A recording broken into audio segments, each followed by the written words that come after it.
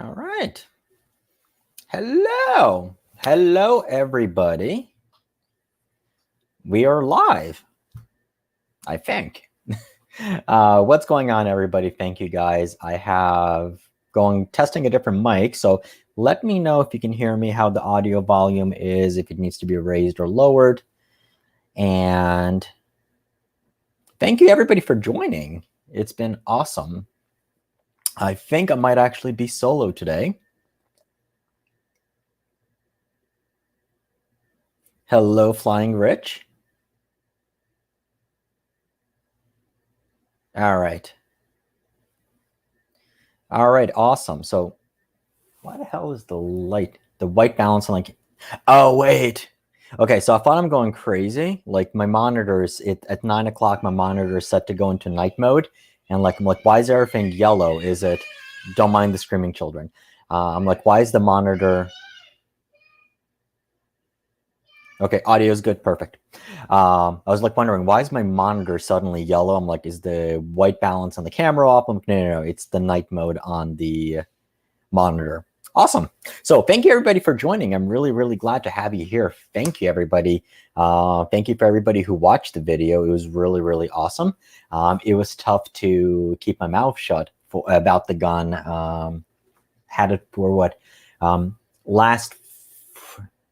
Not this Friday that just passed, but the Friday before, Ruger emailed me and like, hey, we have a brand new gun coming out. It's called the Max 9. Are you interested? I'm like, sure.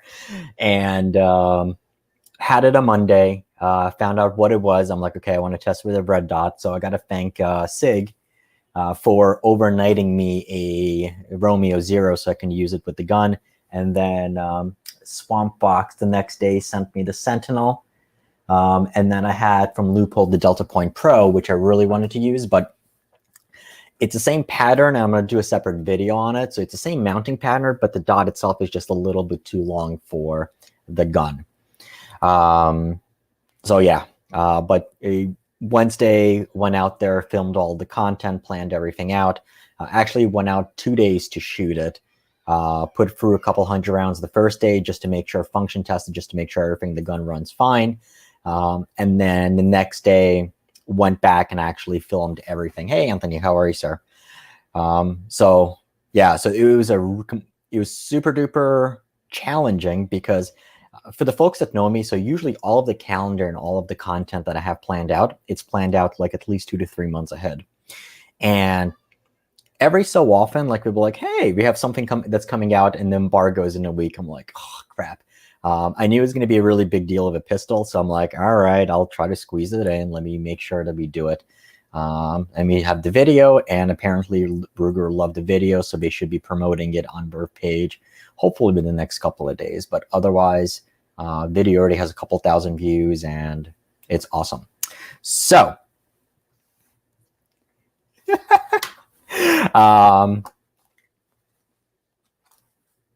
this was the planning. This was the planning for the video. All right, so I have some of the questions. I think the video addressed pretty much everything there is to know about the gun. And we'll go. Okay, so Curtis, this is the live stream about it. So I have the video about the Max 9. It's already released. I published it at 11 a.m. So feel free just to go back and you can watch that, or you can hang out here and I can address any of the questions that you have. That's really what I wanted to discuss here. Since I got that gun, there's been 3 guns that are announced. So we have the Ruger Max 9, which I just did the video on. We have the Sig P365x, which was announced the day after I filmed. So was it on Thursday? It was announced. No, Thursday or Friday it was announced. So I'm like, crap. That's why I just put. I couldn't refilm segments. However, that's why I put it in there that hey, they announced this P365x. So I want to make sure that I address that.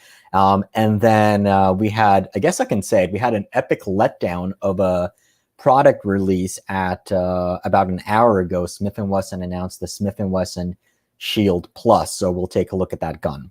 So if you have questions about any of them, I will go through, I will answer your questions, planning for about an hour or so.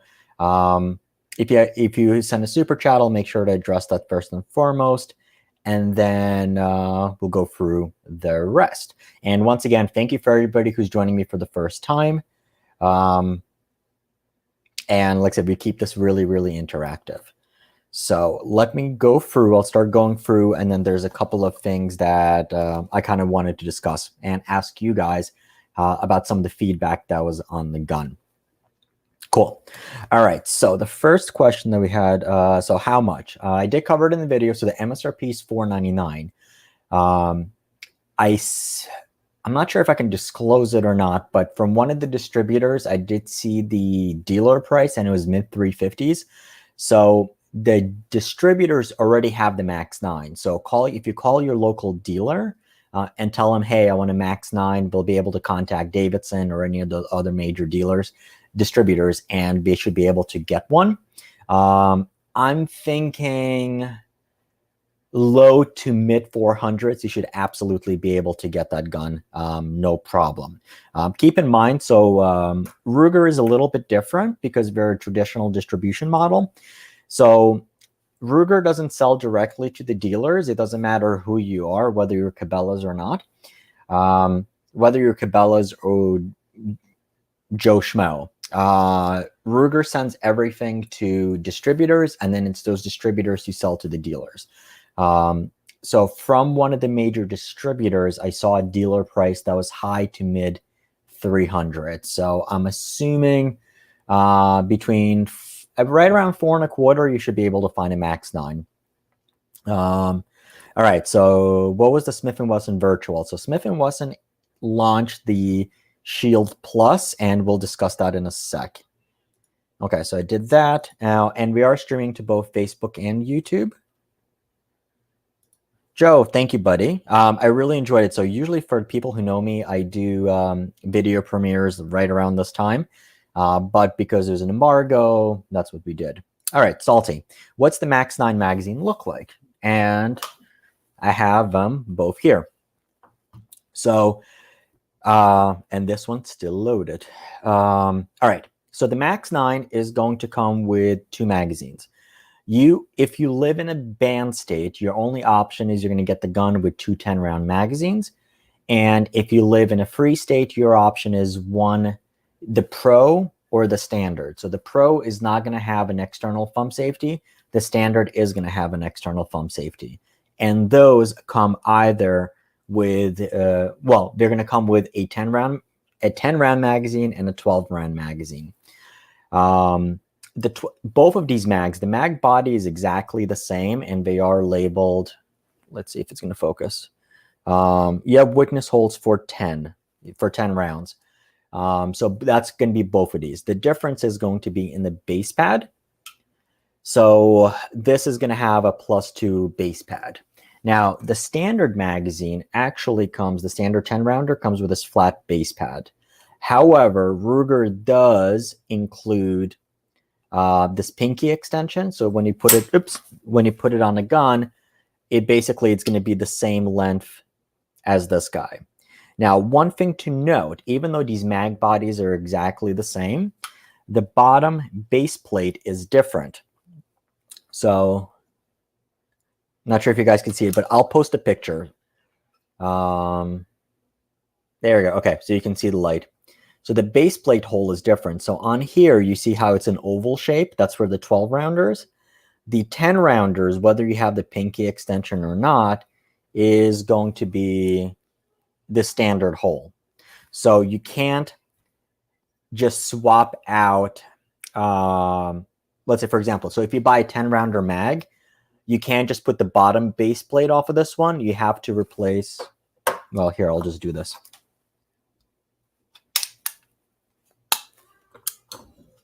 You have to replace the bottom portion, the locking tab, which is going to have the yellow on there. And this is actually how it's going to come. So I'm going to swap out the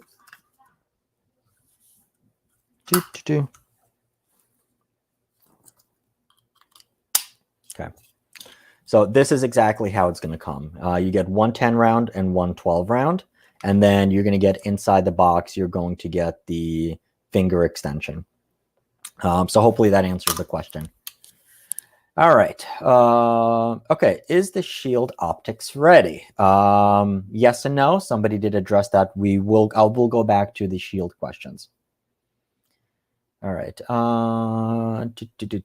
Okay. Same thing here. All right. Slav has a Max 9. Yes, he does.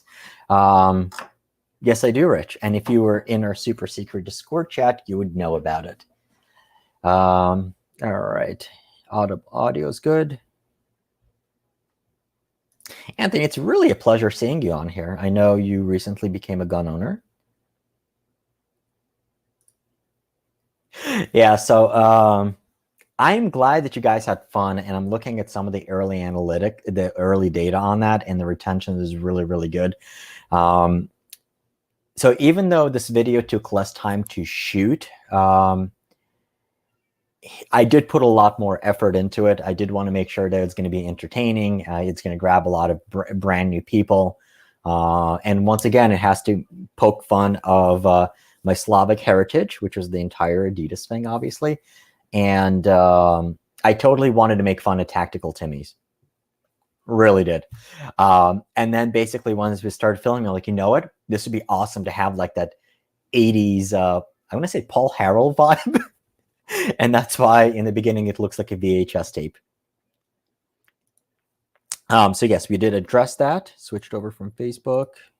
Yes, tell us about the new Wonder 9 I wanted. So this is actually a really cool part about this gun. There's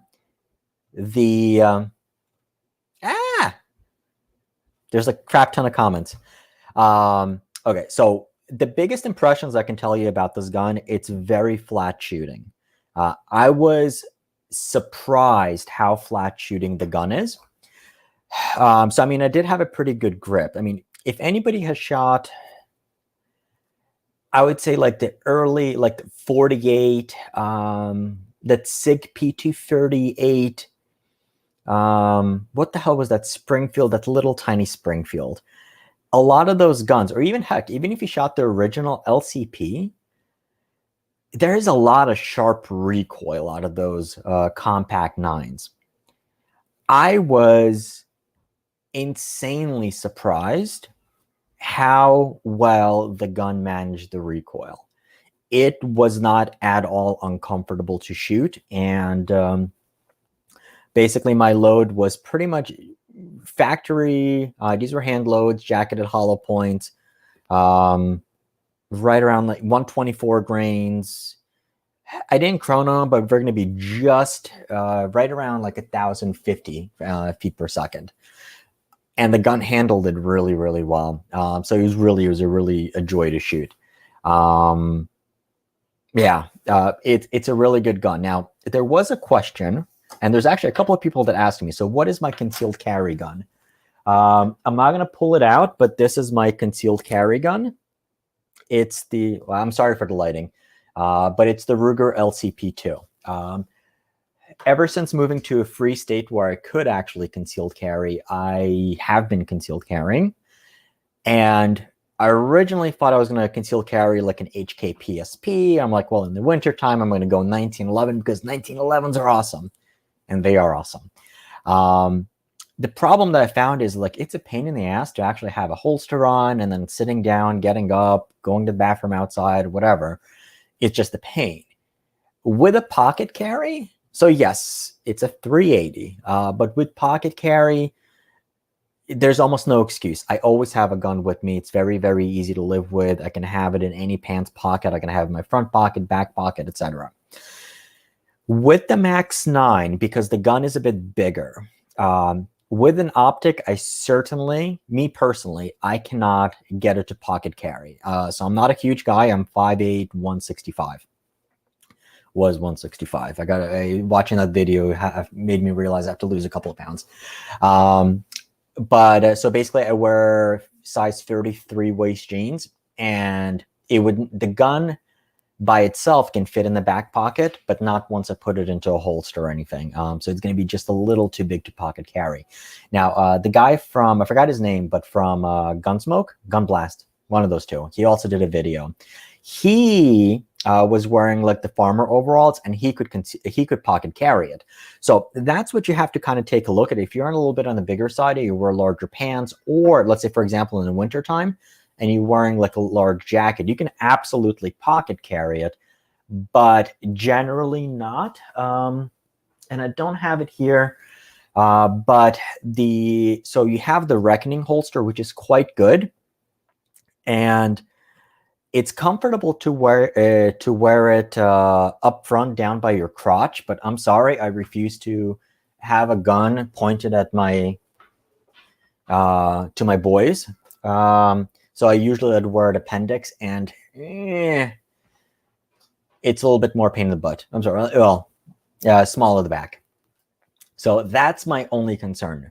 Do I have reliability issues with it? No. So we have about 350 or 400 rounds for the gun right now. There's been 0 stoppages of any kind, none whatsoever. And it's been fed a steady diet of various hollow points and factory ball ammo. No issues. And I generally, here's the thing, Ruger handguns,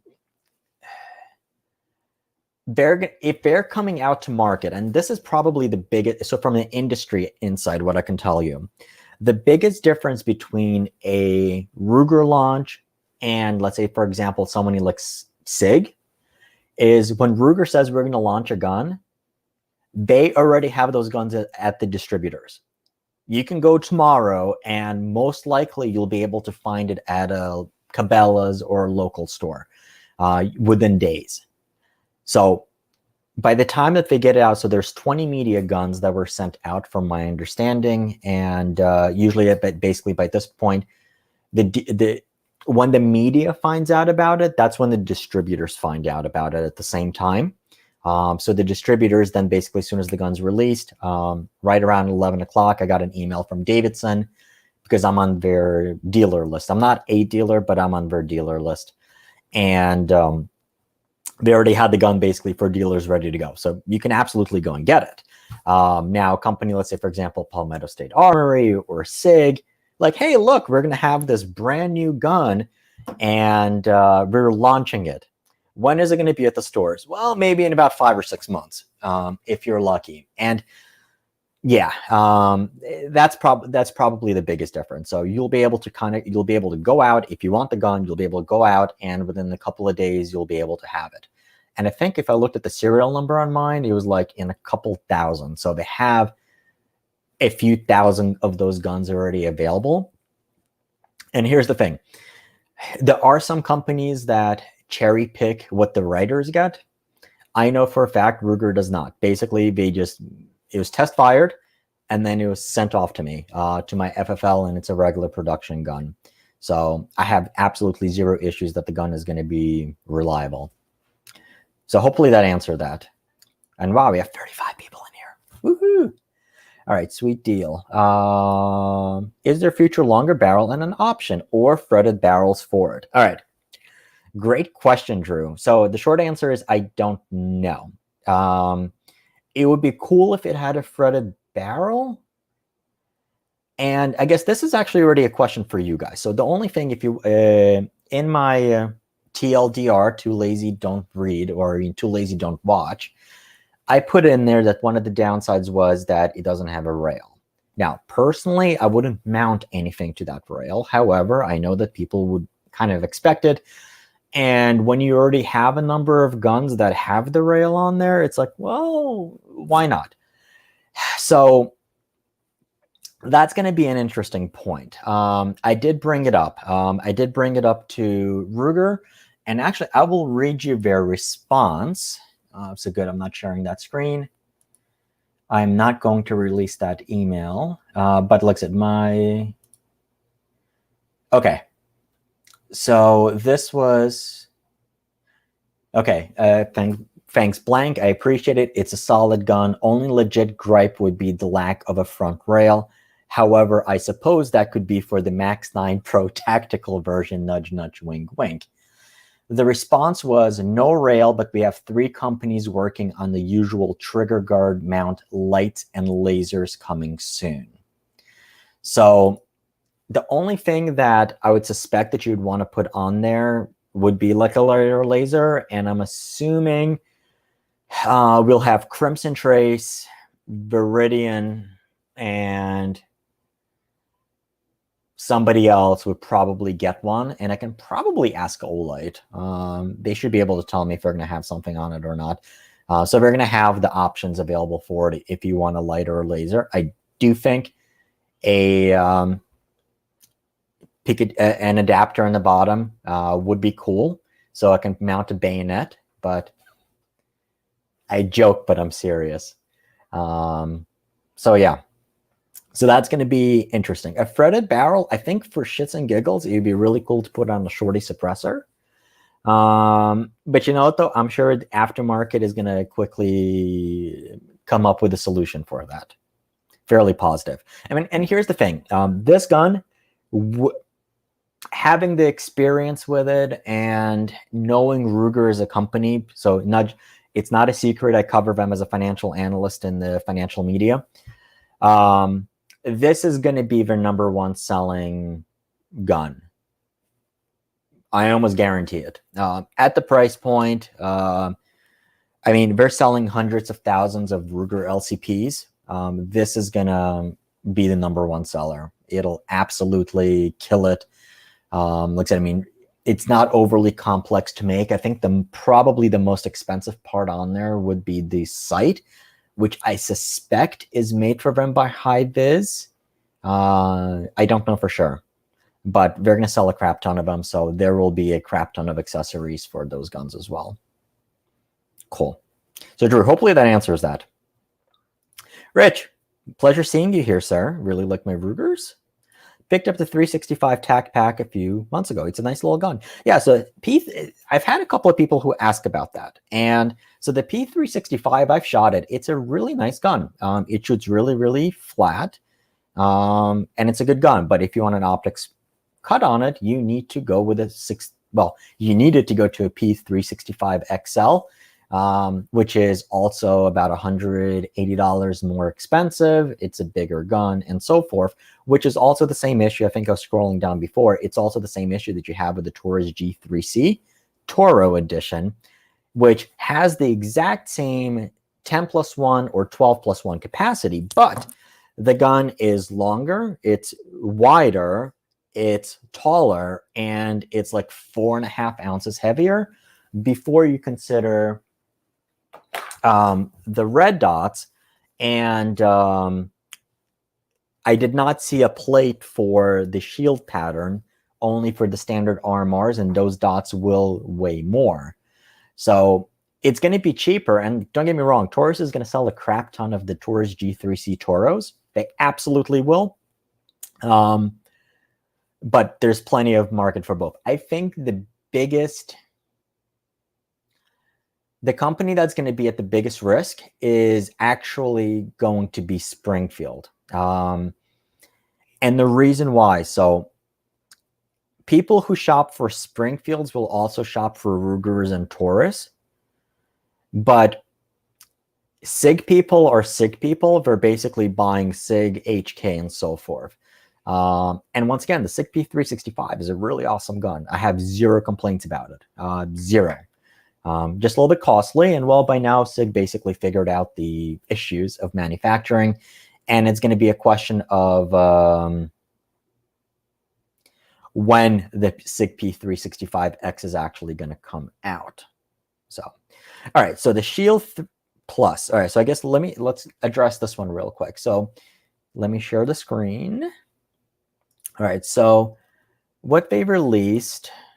All right, let me do this one. So the Shield Plus. So basically what the Shield Plus is it's the regular shield with a slightly different grip angle and 13+1 round capacity. So, and the way that they're doing that is they're sticking on a bigger base plate.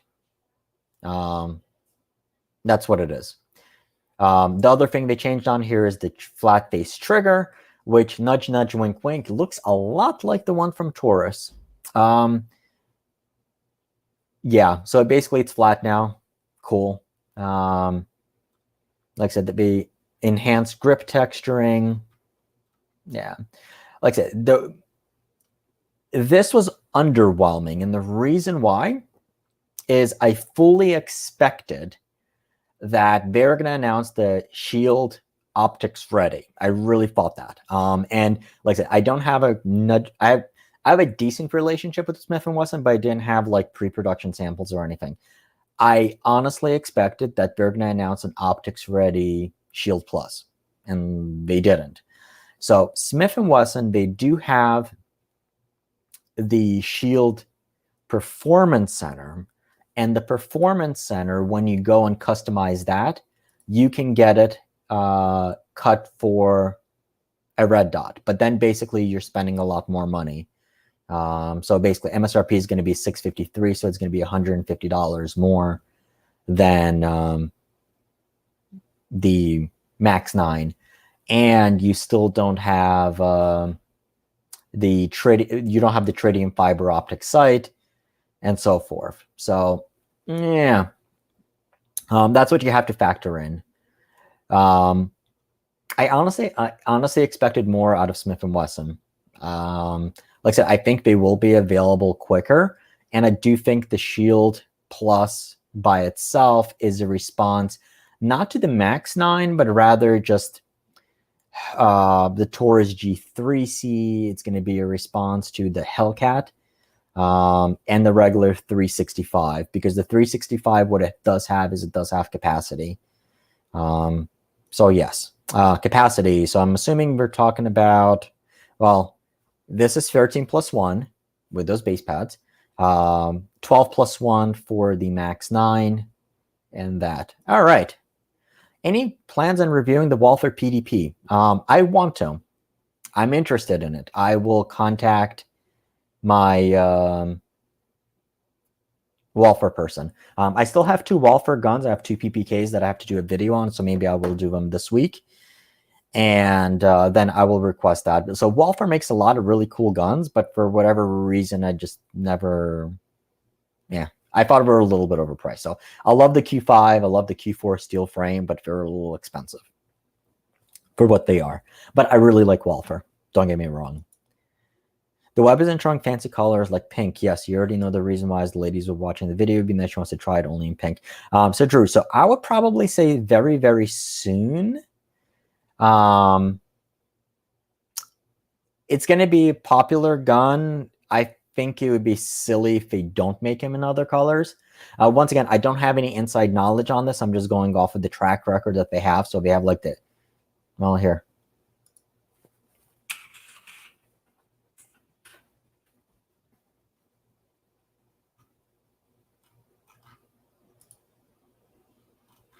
Damn it, Colin. So if we're looking, let's say, for example, the LCP2, they have them in all of these colors. I fully expect that we're going to have the Max 9 in multiple colors as well. Rich, thank you very much. Thank you, buddy, for supporting the channel. I really, really, really appreciate it. Really, really, really appreciate it. And Super Chat is just what you did. You've become a super awesome person. If it's $350, I'll get that on payday. That was a sweet pistol. Yeah, Joe's. No. So I think, wait, hold on. The dealer price is going to be mid 300s. I think you're going to be right around 4.25 to get one to you.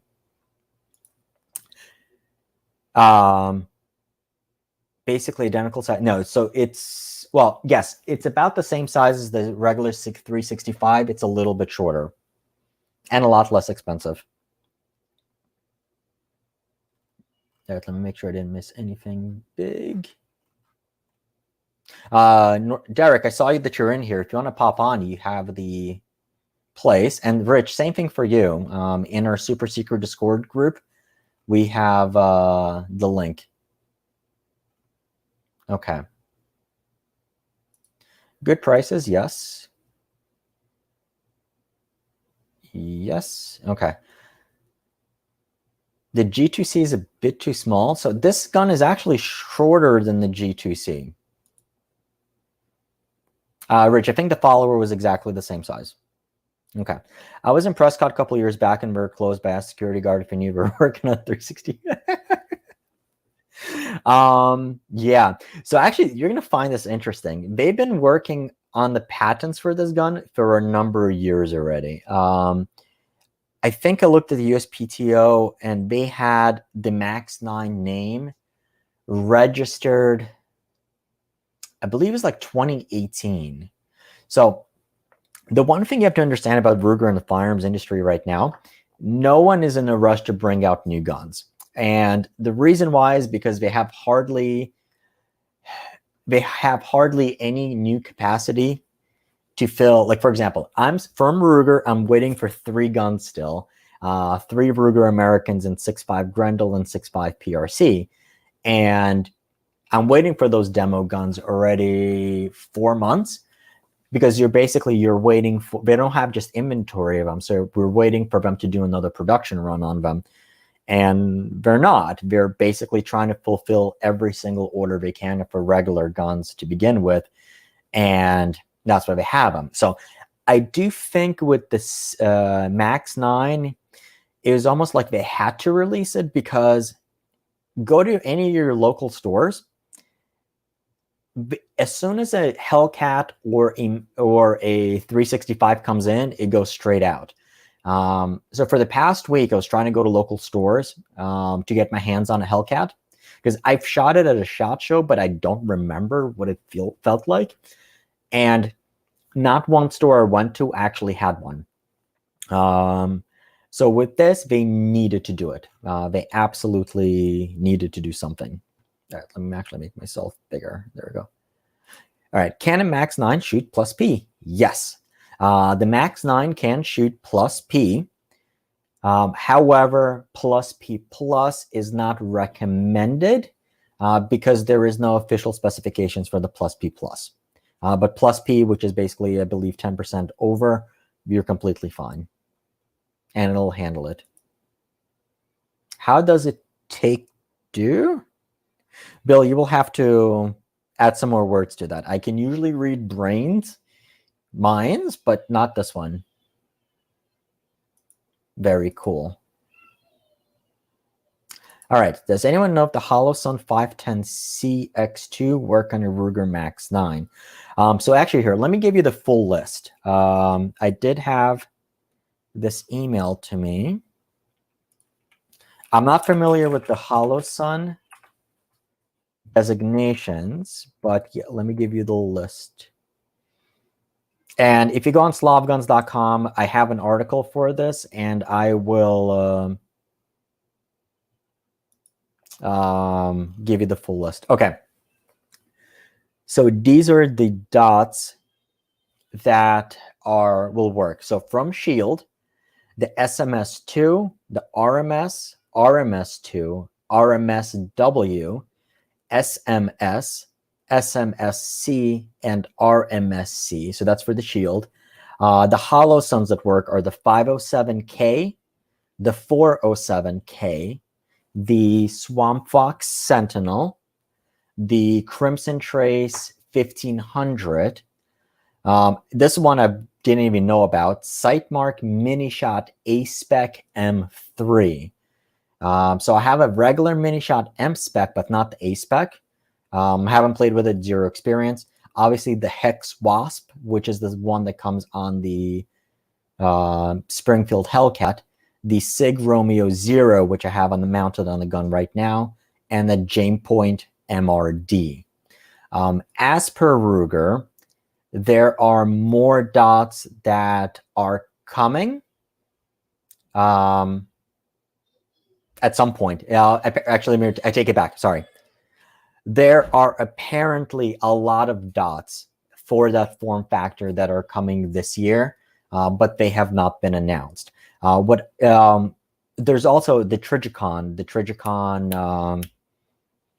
RMR.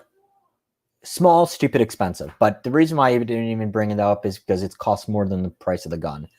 I will do a video and we'll be testing both the Sentinel and I really like this dot a lot. I've been playing with it. And then the Romeo Zero I've had no issues with. Here.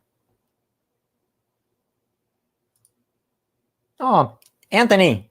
Thank you, buddy. I just saw the big super sticker. Thank you very much.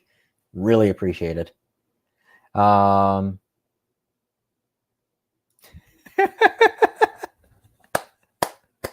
Yes. All right. So movie magic. Yes, we did that in reverse. I did it 6 times going forward, and I nailed it a couple of times, but the camera was already done. And by that point, rolling in body armor sucks ass a lot. It's like, first I was going to do the front roll, but I was like, wow, it's like too rigid. And then by that time, my head was already starting to spin. And I'm like, all right, let's do it backwards. And we did. So I am perfectly capable of doing it. And we did it a couple of times, but the one that was filmed was not. And like I said, and at that point, I was like, you know what? Like, let's take it to like that. Oops, sorry, hold on. The video is going to come back in a second. The camera does this from time to time. Come on. There we go. So I was like, you know what? Like, let's do this like Miami Vice, like 80s style. So that's what we did. All right, the takedown. So this is a great one. I was going to include this in a video, but then it was going to be way to hell too long. So the Max 9 takes down. It's a little bit more pain in the butt. And that's why I'm going to do a separate video on this, and I'll do it by the end of the week. I'll push it ahead. So let me actually, good, I have it here. So let me get a good picture.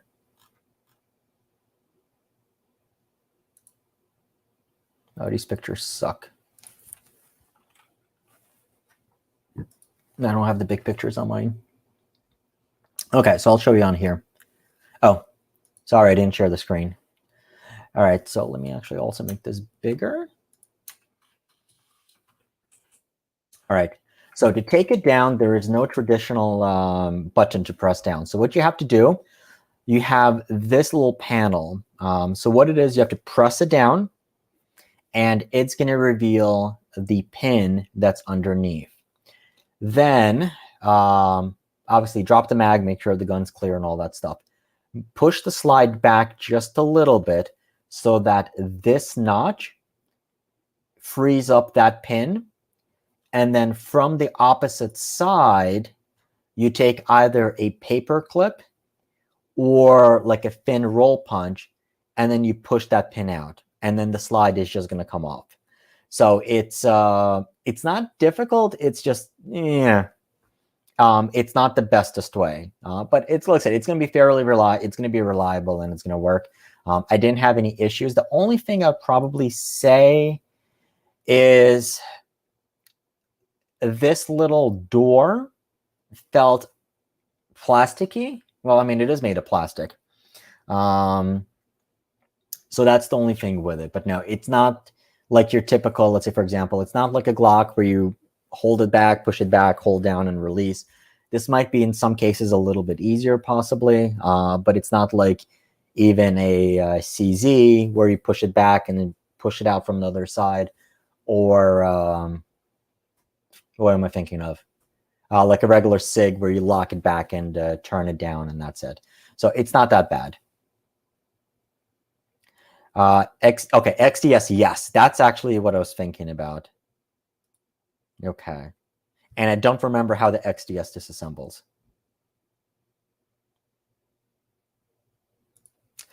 So actually we were reaching, yes. So we were actually reaching out to 45, and I didn't shoot it at 100 yards, but I'm sure he would actually shoot well. Like I said, what I have to hand Ruger a lot of credit here for, and in the video, you'll see where I did a picture of the rails. Almost the frame rails go out to right about here. So more than 2/3 of the slide, you have frame rails, and you have direct contact between the slide and the rails. So that's going to accomplish two things. Number one, what that's going to do is it's going to improve accuracy. And this is why guns such as the CZs were inherently more accurate, because you have more contact and the frame goes back in a more predictable straight back fashion. Number two, because you have more contact between the slide and the frame, you have a more efficient way for energy to transfer, and that's actually what's going to contribute to less felt recoil. Which goes to the next comment. That surprised me about the G2C. It was snappy, but not unshootable. So I think that this gun felt more comfortable to shoot than the G2C and the G3C in 9mm. I will definitely do a comparison video between the two. And I was hoping to have the G3C, but so there's an event this Wednesday, Thursday, Friday that I've been planning on in South Carolina, which is the one that was talked about, which is the Palmetto State Armory, The Gathering, which Taurus is going to be there, but it's supposed to be like big, massive thunderstorm. So I'm like, I think it might be a little bit of a waste. Okay, but the Ruger a little bit better. Yeah, I mean, it's a solid gun. I mean, it has all the features, but don't get me wrong. So I mean, the Taurus G3C, it's going to be about $150 cheaper, but it's going to be a bigger, heavier gun. Like I said, I have them both. I like them both. I mean, they serve a specific purpose. Okay, Uncle Mike's. Okay. Cool. Yeah, so Rich, that's a great comment. So you can absolutely pocket carry a 365. I don't think you'll be able to pocket carry a 365 XL. I purchased a stupid pocket unit about a month ago. It's so dinky, the Keltec P32. I think it was 25 cal. Yep. Yeah, and like I said, and the surprising part is a lot of those guns are harsher to shoot than like the bigger ones. Like I said, they've got the design down on these. The frame rides fairly deep. I'm sorry, the slide runs fairly deep in the frame. It's a solid design. Like I said, I mean, I don't know if, so I didn't have a choice between whether I wanted the Pro or the Standard. So my LCP, I do have a thumb safety on it. If I was carrying up front, I would definitely want a thumb safety. And because it's a 1911 style thumb safety, it's just second nature. And my hands would be riding, my thumb would be riding that thumb safety. So I don't think it's a big deal. Okay, I'm so trying to find a carry gun. I've done research on the P365, the Hellcat 43X, and the SCCI DVG1. I literally seen about Max 9 checking gun use. This just got worse. So I would say go out there. Number one, they're going to be all over. I mean, the Sky is not going to be in that same price point. It's not going to be the same type of guns. Then again, like I said, I'm just sharing my experience from what I know about them. I haven't shot them in a long time, so I can't speak for how good the unit is. But the question you have to ask yourself was, okay, if there is an issue with the gun, who would you rather deal with? The other aspect to that is, who do you think spends more money on research and development and making sure that you're not a beta tester? So, well, we all know that Sig makes really good products, but the first 1,000 people or so that buy their guns are the official beta testers. The Hellcat is a good gun. It's been very popular seller. I like the design. Traditionally, their strikers are not bad. With Hellcat, you have the whole history of Springfield Armory, considering that Springfield Armory has been the, I guess, in most recently, has been the company that has thrown gun owners under the bus. And that's basically referring to them donating money to anti-gun campaigns in order to exclude them from upcoming gun laws in Illinois. And so Google off of that. So that's why a lot of hardcore gun owners are not going to go with Springfield. And well, Springfield did have their own set of issues with some of the guns as well. I'm not familiar with any major issues with the Hellcat. The only thing is, the other aspect to this is, do you need something that's going to be optics ready or not? 43X, I really like. I like the 43X more than the 48. I like a shorter slide with a larger frame. A lot of other people don't. So you do want to shoot it. The 43X will be definitely snappier shooting than this. I would say the Max 9 shot maybe a little bit softer than the 365 SAS, which is the one that has the internal compensator on there. However, this shot a lot flatter. And this is actually one of the things I was surprised about. Like, when you go to the range and like you're shooting, I'm like, well, okay, like this is good. And then, like I said, when I emptied the entire magazine at a target at 15 yards, and it was almost effortless, the gun quickly returned to target and all that.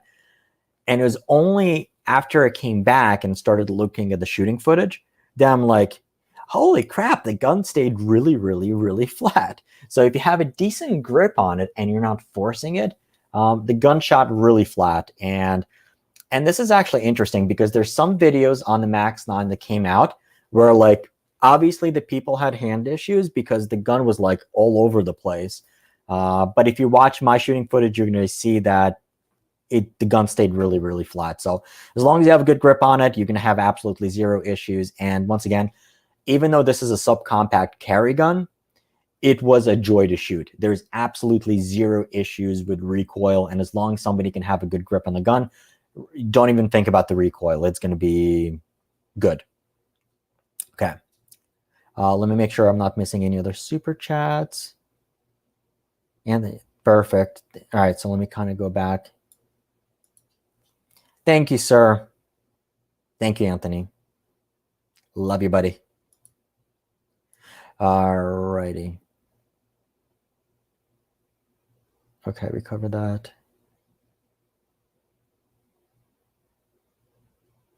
Okay, Kurt.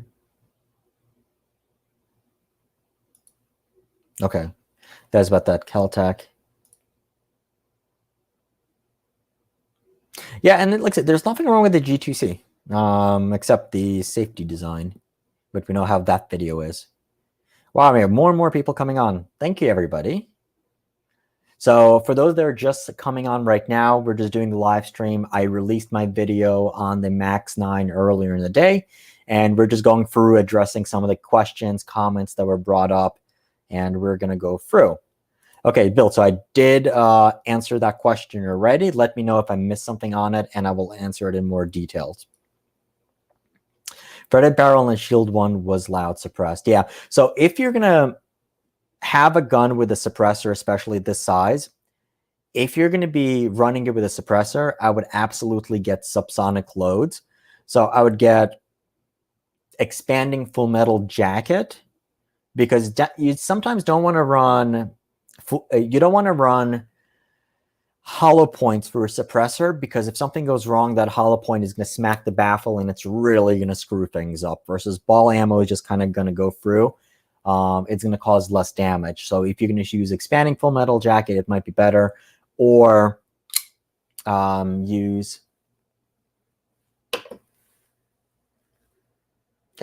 something like this, which is a hollow point from Montana Gold.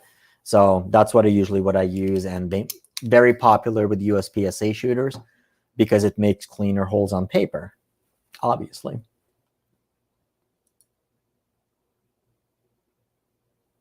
Yeah, so Taurus is like, I'm not gonna say, if you're like a whore when it comes to like producing a bunch of colors. I expect the same thing that you're gonna get here. But like I said, so keep in mind, even when Taurus released the G3C originally, it was only in a couple of colors. They're gonna do these, and then they're gonna start releasing the other colors. Do y'all prefer hammer or striker fired? Edwin, that's an awesome question. Guys, answer this question in the comments. I want to see what you guys think. So me personally, I would say I'm a hammer fire type of person. And I think a 1911 is God's gift to Earth, and a CZ75 is the second coming. This striker fired is not bad. The biggest issue I have with the striker fireds is sometimes you'll have a mush on the brake. This one wasn't bad at all. Buddy, Derek, this is my friend Derek, Northwest Gun Reviews. Northwest Guns. He has updated his name. Bravo. Go find him. I will include a link on here. He usually joins me on these live streams, and anything you want to know about precision rifles or anything else like that, he'll do. Guys, give me 10 seconds. My cat is screaming to get out.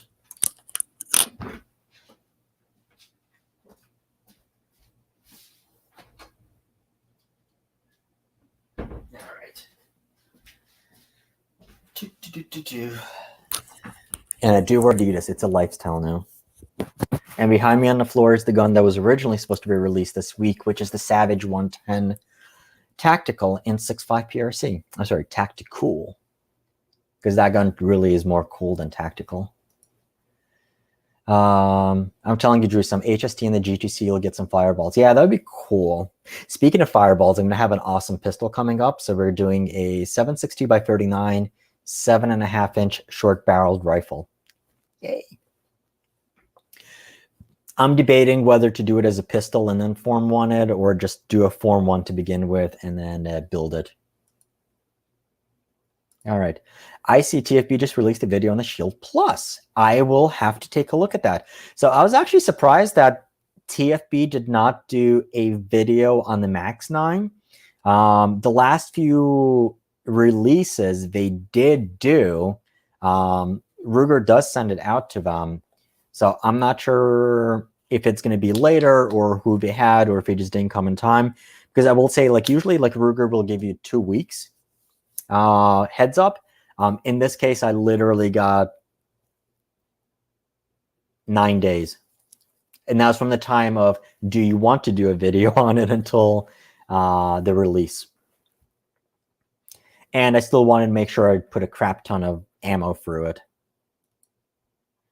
All right. I've been an analyst. Awesome.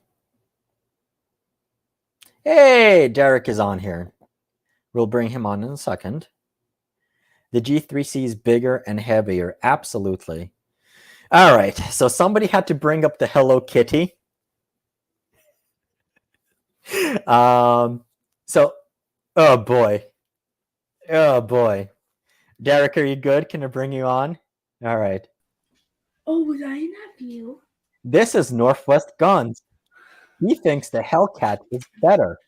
And he has a tactical chicken too. 2 of them. Oh, wait, hold on. I can't hear you, and that's because I have it on here. Hello, my friend. How's it going, bud? So you have to out-chicken me, huh? Hey, Max. Yes. Wow, you have 2 chickens there. All right. So, for all the people that are watching here, what kind of chickens do you have? These are Aracanas. These chickens actually lay blue eggs. Nice. Okay. So, yeah, these we've had them since they were about 6 months old, 7 months old. So, they're cool little birds. This one's just literally just sitting next to my keyboard, just chilling. Oh, and there's my dog. Ramsey. Okay, poop on him. Poop on him. Max is saying poop on him. All right, so the whole chicken thing, and there you go. There's an egg. There's a blue egg. There's a blue egg. Yes, they're not freeloaders. Nope. So for those not familiar, go watch my video. At the end of the video, you will see my tactical chicken. And ours is a... Which one is that? Girls, come get them. I'll have to put them back on the coop. Come take the chickens away. All right, so you brought up this, Travis. Do you have a comment? Sorry. I can get the other. That one you have to pick up from behind. It will not let you pick it up from the... If it sees you, it will just start flapping its wings. I had to do it because of the video. Yes. Are those chickens registered as tactical weapons? No. Okay. So we're not against YouTube rules, so we're not going to be banned here. Nope. All right. So you saw my video on the Max 9, and then you had to get your 2 cents in there about the Hello Kitty. Yes, I had to. I'm not a micro compact guy. Okay. When it comes to for pistols, I've always been a Glock 19, Glock 17 size guy. Yes. See, I have no problem with carrying a full size 1911.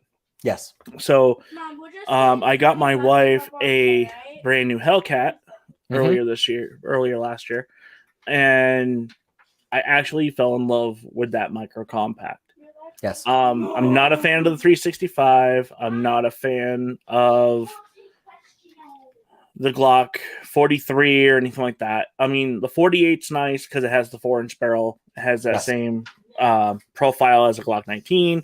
Yes. But other than that, I'm not really a micro compact guy. Yeah.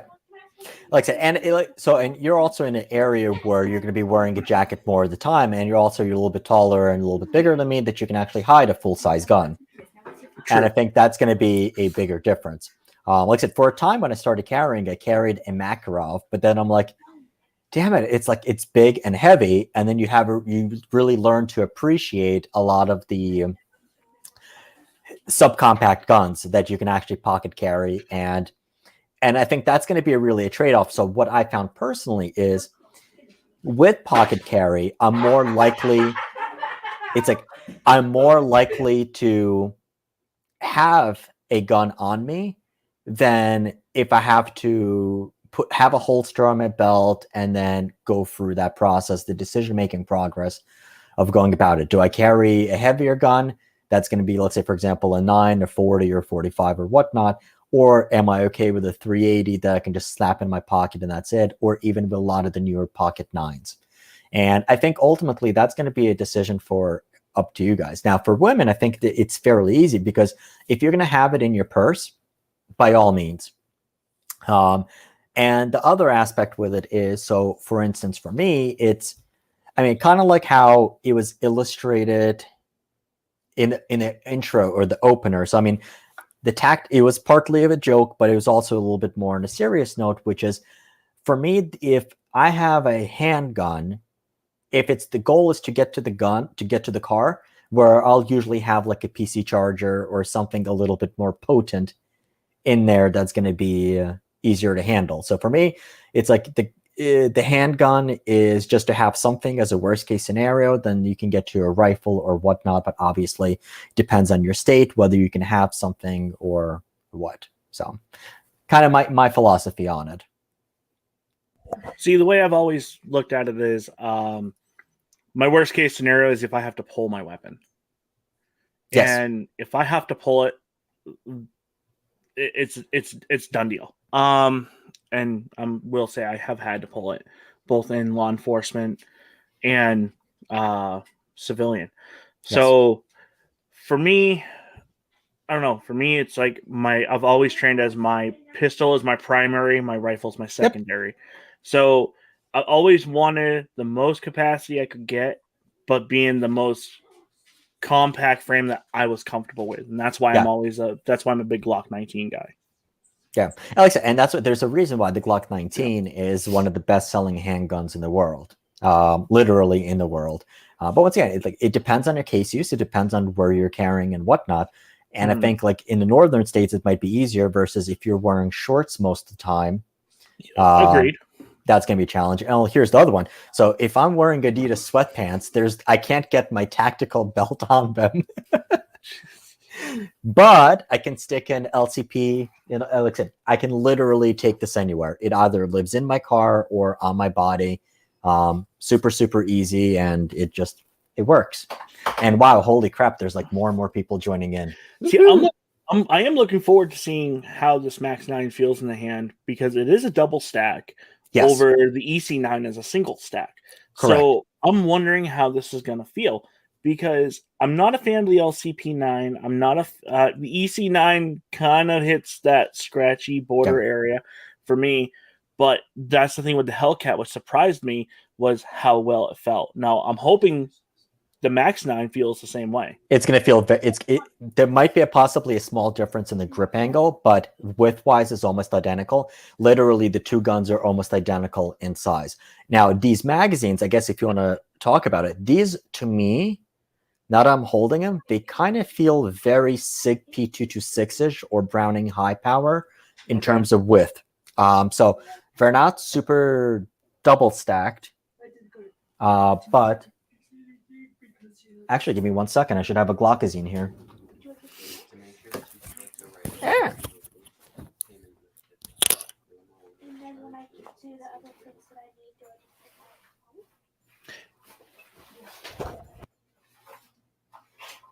Yes.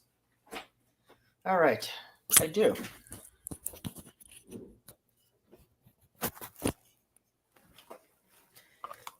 I always have a Glockazine in my camera bag. All right. So width wise, Here's a good example. Here's a Glock 36. yeah. So the 36 is going to be the same width as a 17. So No, it's not. It's actually Wait, hold on. smaller. The 36 is a single stack 45. Okay, so it's a 45, yeah. So versus the 17, it's a hair narrower. That's what it is. So you're going to get a really comfortable grip angle. You're going to get a comfortable grip with the Max 9. I do think that basically where we save the weight is by going with a steel magazine. By going with a steel magazine as opposed to polymer, they can make the walls thinner. And the frame itself is very nicely done. Like I said, I was pleasantly surprised. Like I said, when they initially messaged me, I'm like, okay, this must be basically like, okay, what did they rework? Or like, I really thought that it was a, and this was one of the comments that I saw. I literally thought that this was going to be a Ruger Security 9 compact that's optics ready. And it's not, it's a completely different gun. And I really, and nothing, not that there's anything wrong with the Security 9 compact. But it's going to be good. And like I said, I think it's very attractively priced. So I think you should start seeing them for about $4.25 at your dealers. Right around there. And that's a really good price for a good concealed carry firearm. With the key, as M. Gabriel brought up, is that all Maxes are already optics ready, though. That's the key. Yes. Okay. So kind of, I'm going to start going through these. Chime in where you want to. I think the Smith & Wesson development is like a month behind Taurus and Ruger. So I got to say, Ruger had this developed at least a year ago. Because if you go to the USPTO, the patent office, they had the name Max 9 registered. So I'm not sure if it was possibly for a different gun, but they had the name Max 9 trademarked a couple of years ago, and that's when the initial filing started happening. The thing you have to keep it to realize, so, and kind of for the new folks that are jumping on, so like me and Derek, we do a lot of precision long range stuff, but apparently I've been known to be Mr. Ruger, so I get to play with cool new guns as they come out, and that's why I have the Max 9.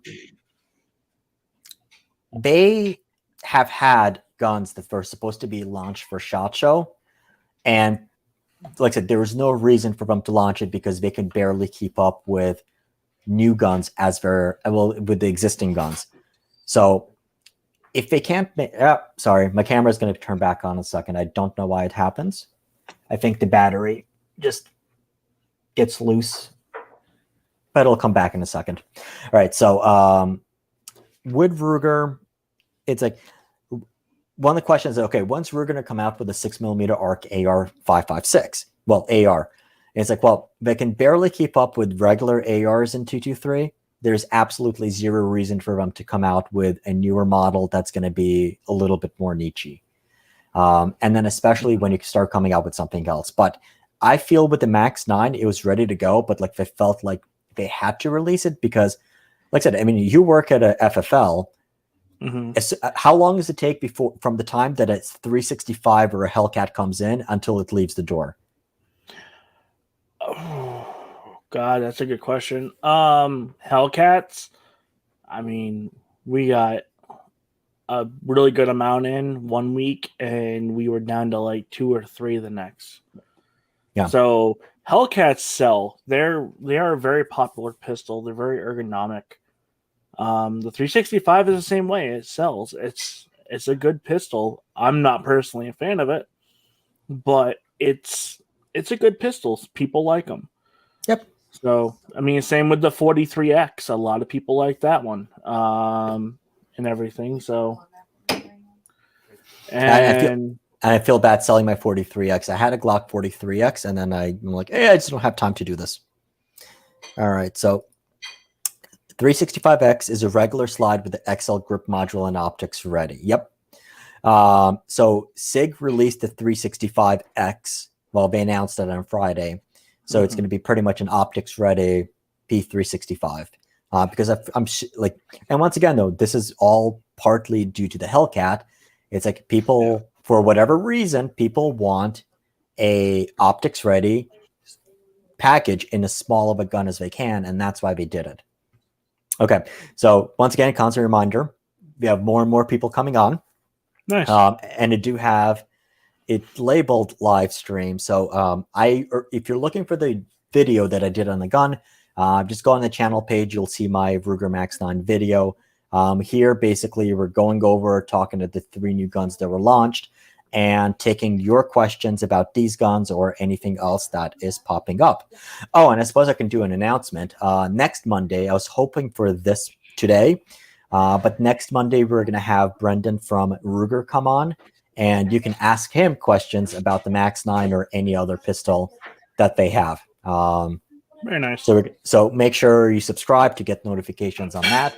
And then the goal is we're going to have Mike from Swamp Fox come in, and we can talk about red dots and just basically the philosophy on that. If we're still talking pistols and not talking about rifles. Oh, it's almost like a virtual SHOT Show day. Okay.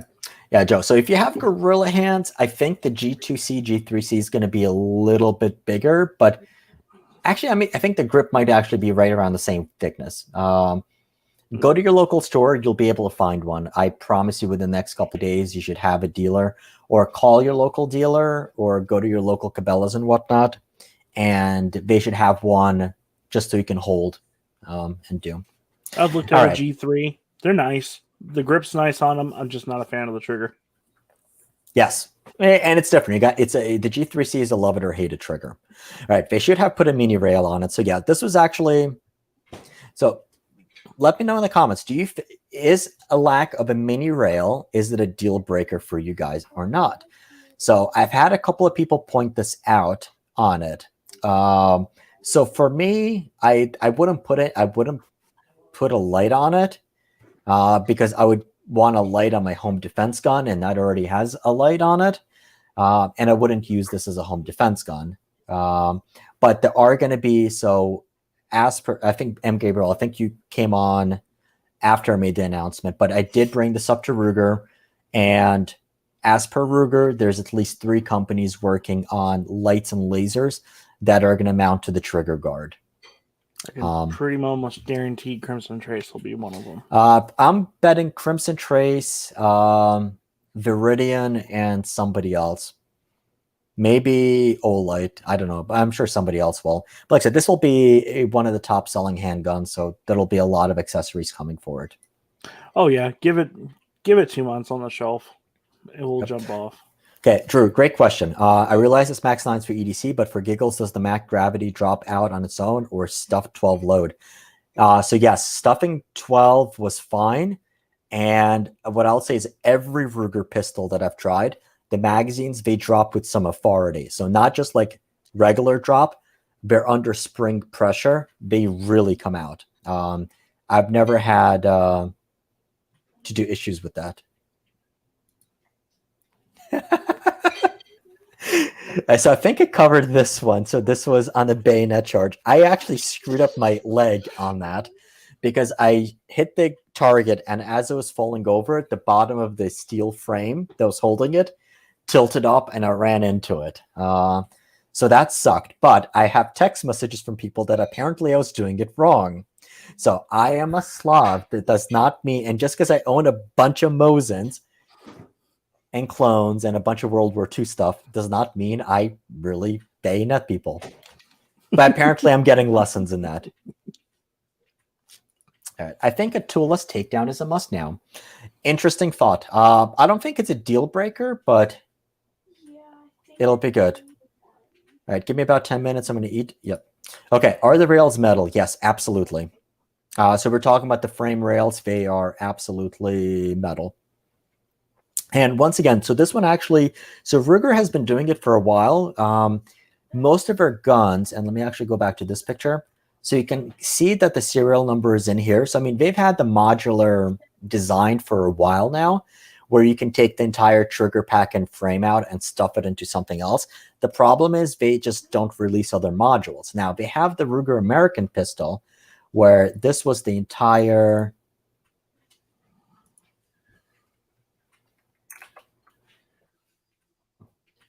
It's for a website. It's getting... Okay, can you So they have. Yeah. You go into the cart. Okay. So you can see here how they have the Ruger American Duty Compact Competition. So all of these have the serial number. Let's see.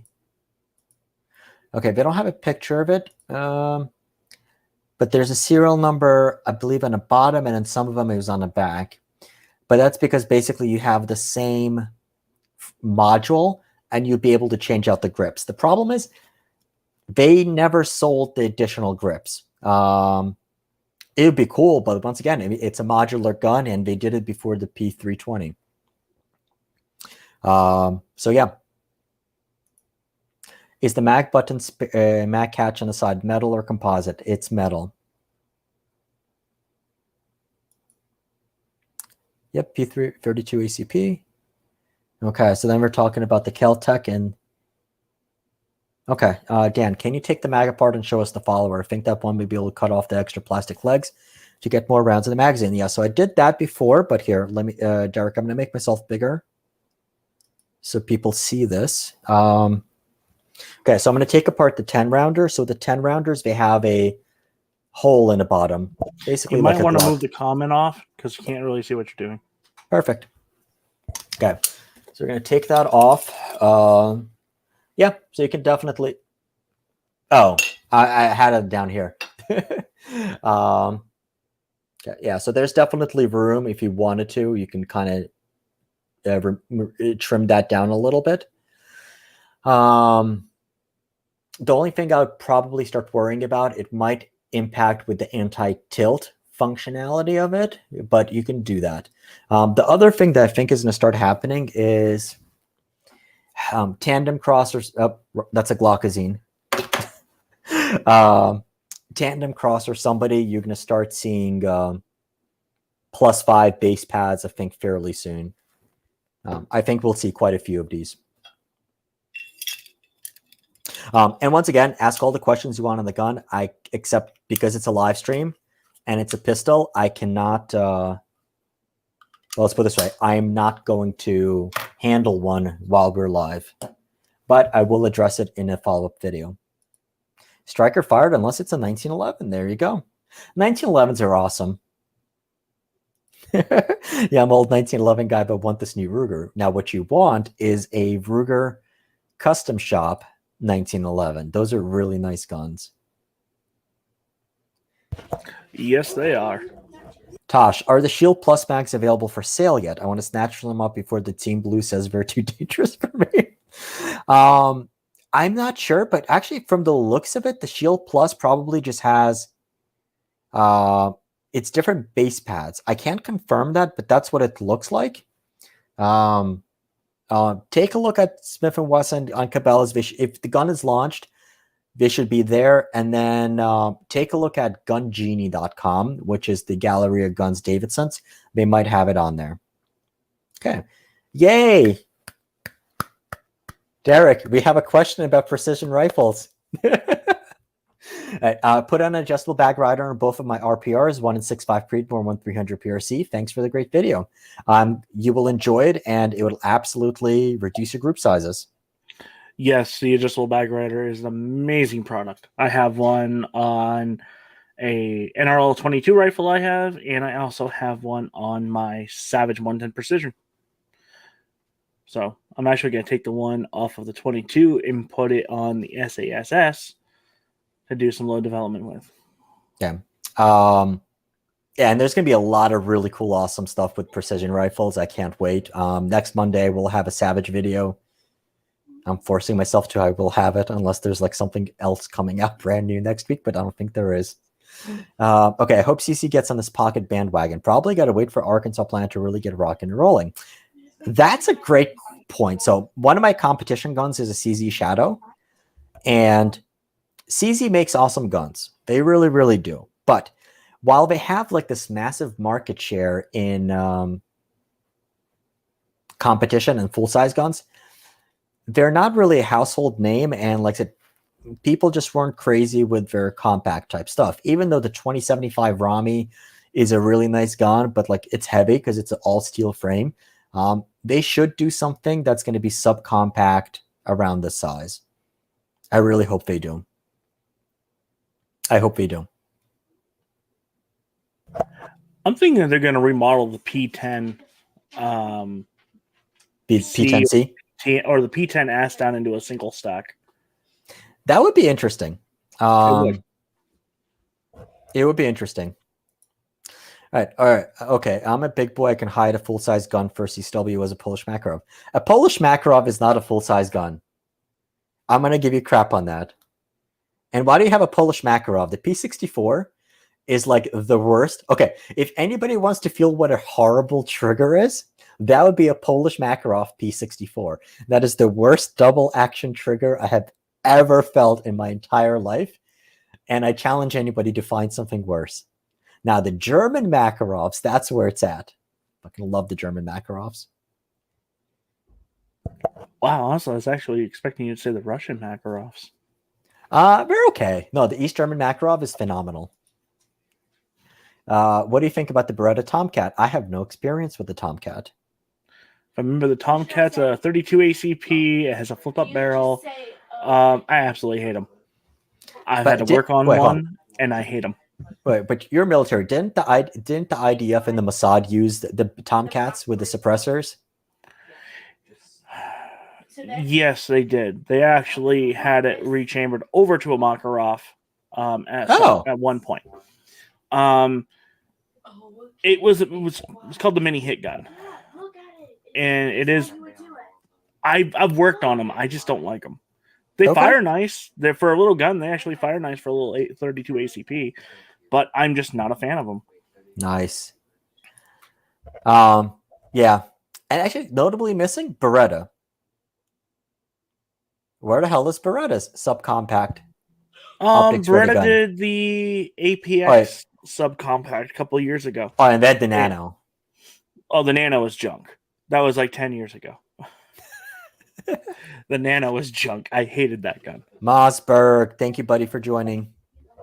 Does it have manual safety, Logan? So I'm assuming you're talking about the Max 9. So yes, the Max 9 does.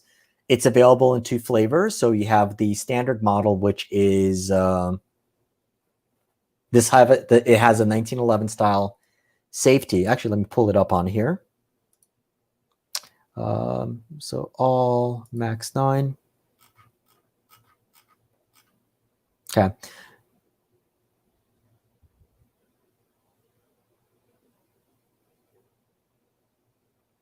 Wow, it looks way different.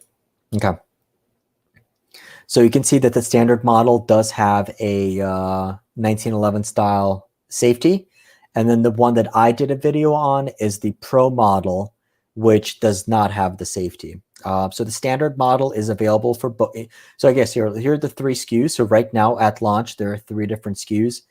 3500 is the standard model with 1 12-round magazine and 1 10-round magazine.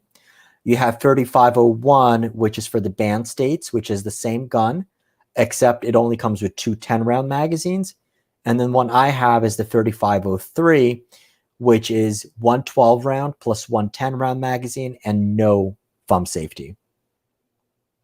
So hopefully that answers that question. So you have a variety of choices. Ruger, they call the ones without the safeties Pro model. Let me rephrase that. The one without the external safety, they call it the Pro model. But keep in mind that it is the striker fired guns, they have multiple safeties inside. So it's not like there's no safety on it. Yes. Thinking of April Fool's joke.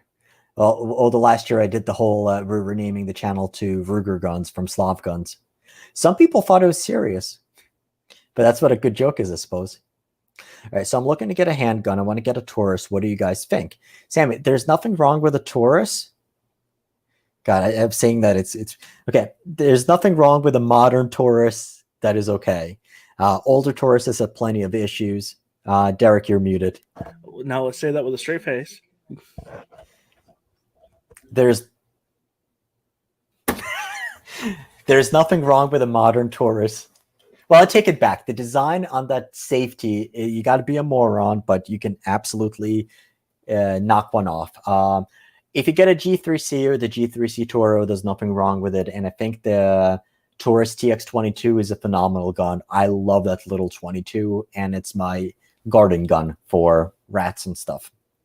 They're good guns. Some of the other guns, they had issues. The Taurus 1911s I really like a lot. They pack a really good feature set in there, and while you can't really screw up a 1911 that bad anymore after 100 years, there's stuff that works and there's stuff that doesn't work. So nothing wrong with it. The only thing I'll tell you about Taurus is if there's an issue, getting it done for warranty is going to be more difficult. The reason why is Taurus is going to be bought by a lot of first-time gun owners who think, right or wrongly, that there's an issue with the gun, and they're going to end up sending it in for warranty work. And unfortunately, I mean, Taurus at some point was running for like a 5 or 6 month wait to get your guns fixed. And there were some issues with a couple of them. The only other thing I'd say with the Taurus, and the only thing that really kind of bugs the hell out of me with the modern G2C and G3C, is that the finish on them is not that great. The finish on the slide finish on the Rugers is exponentially better than the stuff on the Taurus. The Tauruses are every single Taurus I own is scuffed up. They scuff really easily. Okay. Releasing too early, like I'm still dealing with on the Sig Cross. Just send it back. Even though mine showed no issues, they still desired it back. I just heard it's on the way back to the FFL again. Sig releases a lot of really cool products. Unfortunately, Sig also releases some products without possibly testing them as much as they should be testing them. And they had the Cross, 365, they had issues. It's not a secret. The 320 had issues. Some 320s potentially still have issues. The 250 had issues. Oh, That's yeah. That's the reason why we have the 320. Yeah, I remember the 250 Junker. And I actually like the 250 because I like to have that external hammer system on that. But it didn't fly. Nothing against Sig, just how it goes, but the issue was months ago. I don't remember the caliber it was in, how long ago it was been since I've seen that rifle. So you're an awesome owner for suppressor. You buy it, you spend tons of money, you send your check to the ATF, and then you have to forget about it for 8 months until you get it back, and then it's like, wow, I got some awesome toys. That reminds me, I have to do a complaint about Big Daddy Unlimited. Still. You're quite welcome, Joe. And thank you for coming on all the time. Okay, so the lack of a mini rail is a deal maker for me. Don't need to dangle a grenade launcher or a bayonet on one. Aha. Well, and you're a Sig fan. Remember, so there's in the collector's market, a lot of people prefer the Sig the 227 or the 228 that did not have the rail. 228, I think. The original 228 didn't have a rail. The original 226 that didn't have a rail. And that was the whole thing where the times were changing and Sig was still making a weapon without a rail. So that's when they remodeled it and came out with the new 226, the 229, which was a 40, 357 Sig and 9 instead of just a 9, which is what the 228 was, and the P220. And then then everybody wanted a double stack 45. Then they came out with a 227. Okay. Which I've yet to get my hands on. There we go. So yeah, I know that it also the lack of a front rail is going to make it easier to go in and out of the holster. And I will say the crossbreed I had absolutely no issues taking it in and out. There's going to be a thing on the Romeo Zero Dot. They have a shield now on it. So one of the complaints on the Romeo Zero was it's a polymer dot and they can crash. So now they have, well, I guess I can show it. They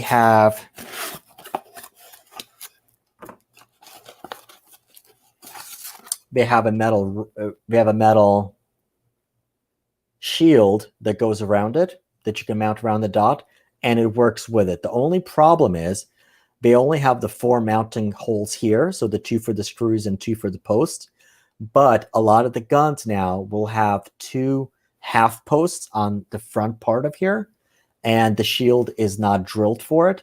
So I did speak with Sig, and they are going to start making it, or I will just drill it out myself so I can use the shield with the Romeo Zero. So that's that. And somebody was asking, I think we're asking about the cap. It is absolutely metal. Okay, so that's that question.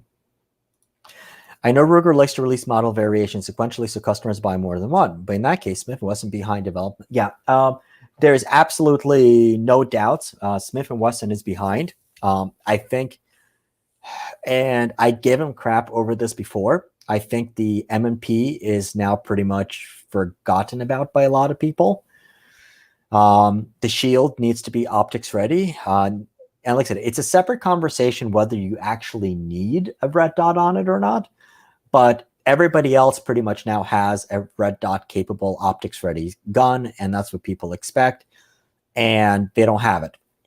I mean, they have the performance center where you can get a cut for it, but they should have something that's non-performance center that is ready to go for people. And like I said, both the shield, well, I guess the Shield Plus is a update to the Shield, but they need an update desperately to the full-size M&P guns. Absolutely. Yes, that would be cool. So this is actually a funny story. I did it with the 57. There was a time that by accident they sent me a second Ruger 57, and I had 2 bayonets. I was planning on doing a video with 2 Ruger 57 side by side with dual bayonets. But alas, there was another writer who needed the gun. Now, Drew, so this is actually easy. If you use a race holster, it's only going to grab it by the trigger guard, so the front of the gun is available. Sometimes. Yeah, like the Ghost holsters, they'll just grab it on by the trigger guard. So you can absolutely have a bayonet on there, absolutely no problems. Dan, you're quite welcome. I answered one of your questions. I don't remember exactly what it was. All right. Do you know if the PDP slide will be sold separately? So that's the Walther PDP. I do not. Derek, do you know? No, I don't have a clue, honestly. I haven't been keeping up with Walther lately. Okay. I'll try to find out. So I am writing it down. I'm assuming yes, because that's the entire point of the modular upgrade. We'll see. But I'm afraid that it's going to be the same price as the cost of the entire brand new gun. All right. That's the thing I found with the G2C. Yes. Okay, that's what it was. Yeah, so you can use the G3 mags in the G3C just with the sleeves. And you can do that with this Ruger Security 9 compact and full size. I don't know about this one. It would be smart of them to do something with these type of magazines. But once again, I think somebody is going to develop extended magazines for it. It's only going to be a matter of time. Yeah. Oh, I just took out all 3 at once. Is that the adjustable bag rider for Mark and Sam after work? No. So this is a different adjustable bag rider. Go to adjustablebagrider.com. And I also did a video on it. Well, here. Oh, not. Yeah, leave it on red. Take a second. I know we're talking about SHOT Show. Okay, so this is what the adjustable bag rider is, and I did in a couple of videos on it. So you can have it as an accessory for MDT stocks or replacement for XLR chassis. Oh, he has my gun on here. So that's for the FAB wrap stock or Ruger Precision stock. Mm-hmm. So very... there's mine. And that's Dave's gun.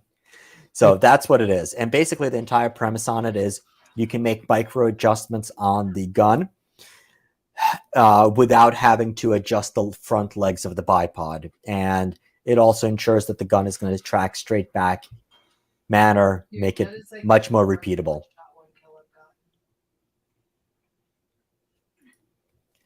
I am for some odd kicking for odd and stupid guns. I want the Dinky CZ Scorpion. I think that's what it's called. Everybody hates it. The Scorpion Evo is awesome gun. It's stupid popular on the East Coast.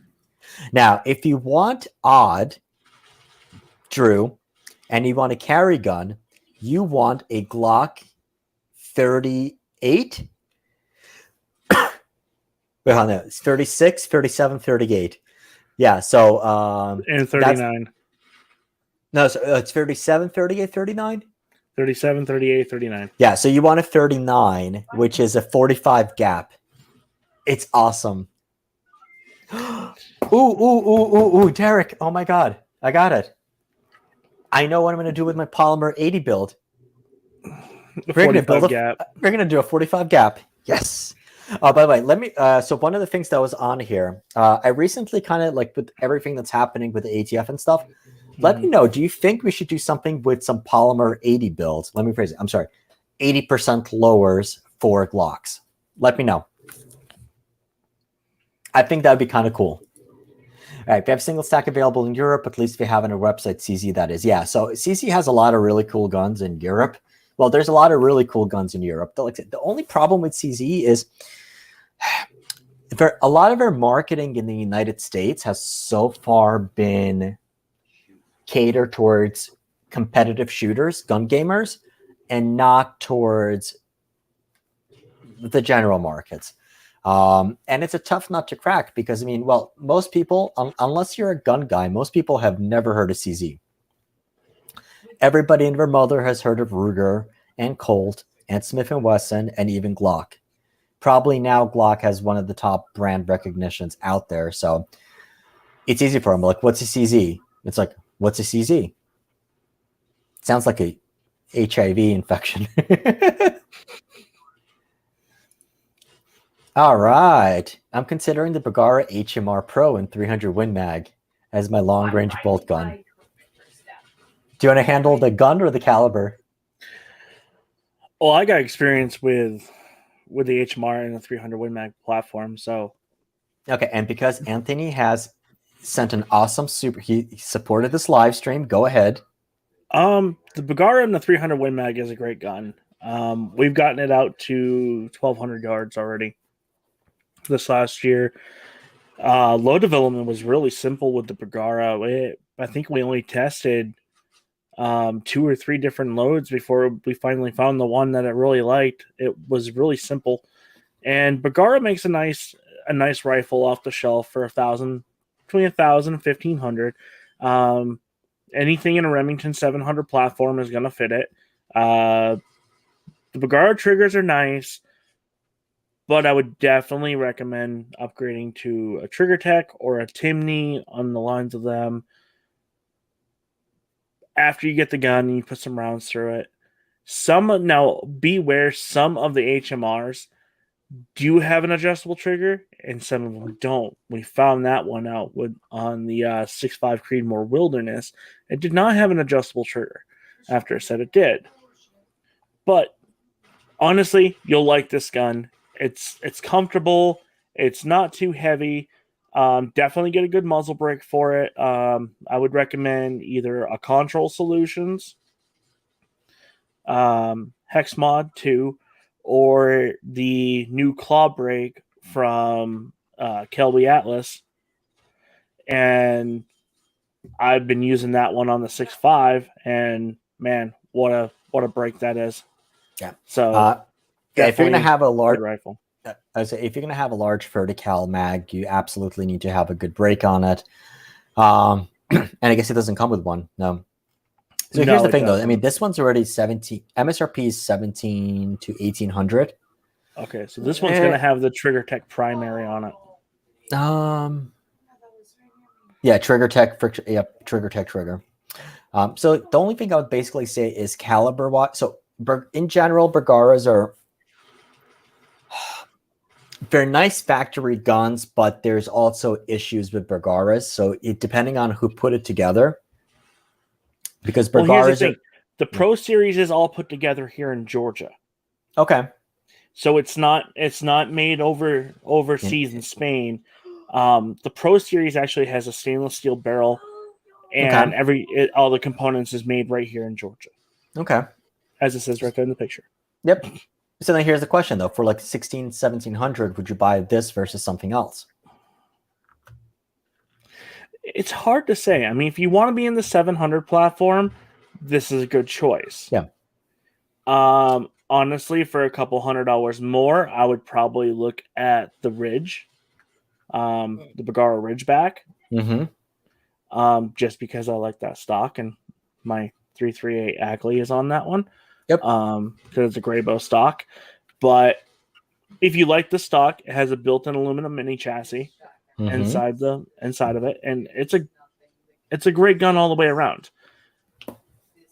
Okay, so my thoughts on it, Anthony, let me know. I don't remember if you hand load or not. If you hand load, I would get the 300 PRC over 300 Win Mag, because there's like a lot of advantages with that. If you don't and you're buying factory ammo, then go with the 300 Win Mag. And then you can always replace the barrel. Everything else is going to be the same. You know where to find me. Message me. We'll go out to the range and shoot. Because I would say, do you want something like this, or do you want something in the chassis? Because like I say, if you're already spending that much money, I would get a large Ruger Precision Rifle Magnum, like a 300 PRC or a 300 Win Mag, which is going to be about 1,500. Then you already have, you can replace whatever else you want to replace on it. And keep in mind here, so it doesn't look like it comes with any rail, and it doesn't come with a brake, which you do have with an RPR. So that's going to be more money that you need to spend on this gun. And it's like, would you want to do that? And then really kind of like at this price point, if you're already looking at 2,000, you have a number of other options as well. You got the Savage 110 Elite. Yep. At the 1,500 mark, you got the Savage 110 Precision. Yep. So I mean, that's what I love about what in the last few months is that there's been so many companies that have dropped great rifles in this price point. Yeah. And then really comes to a question. Well, do you need something that's going to be like a 300 Win Mag? Now, if you're going to get something of this size, I hope you're either using it to hunt elephants or you're using it to shoot past a mile. Because if you're shooting out to a mile, you don't need 300 Win Mag. Get yourself like a 6.5 PRC or like 6.5 Creedmoor, and you'll have a much more enjoyable time shooting that. And it's going to be just fine out to 1,500 yards out here on the East Coast. And you can't say I'm wrong, Derek. No, I mean, I would definitely say the 300 PRC. If you have that option to get that one instead, and especially if you reload, because we're both 300 PRC shooters. So, yeah, I mean, honestly, Bergara's fixed the problem with the 300 PRC. They actually put a 1-9 twist barrel on it now instead of a 1-10. So, I'd like to get my hands on one just to try it. Yeah, no, absolutely. All right, and these bastards are asking precision rifle questions later on. Actually, one question I want to throw one more in there. Okay. The Savage 110 HS Precision, if you want to spend a little bit less but get a great 300 PRC, Savage is releasing that, and that gun really doesn't need anything out of the box. It has a 20 MOA rail.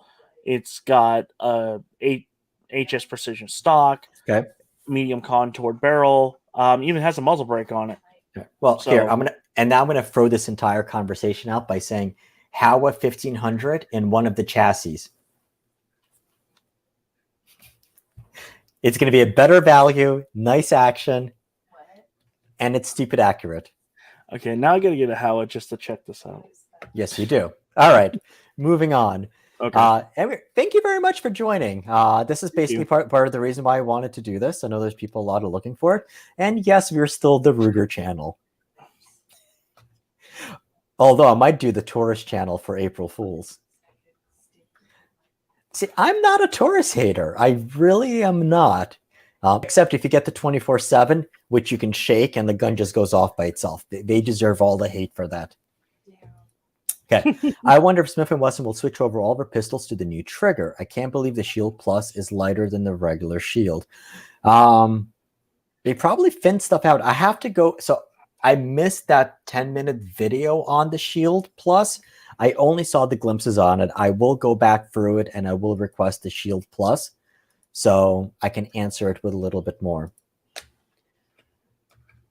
Thank you, Gabriel, for saying this. Bergara has no idea how to make a barrel. They've improved.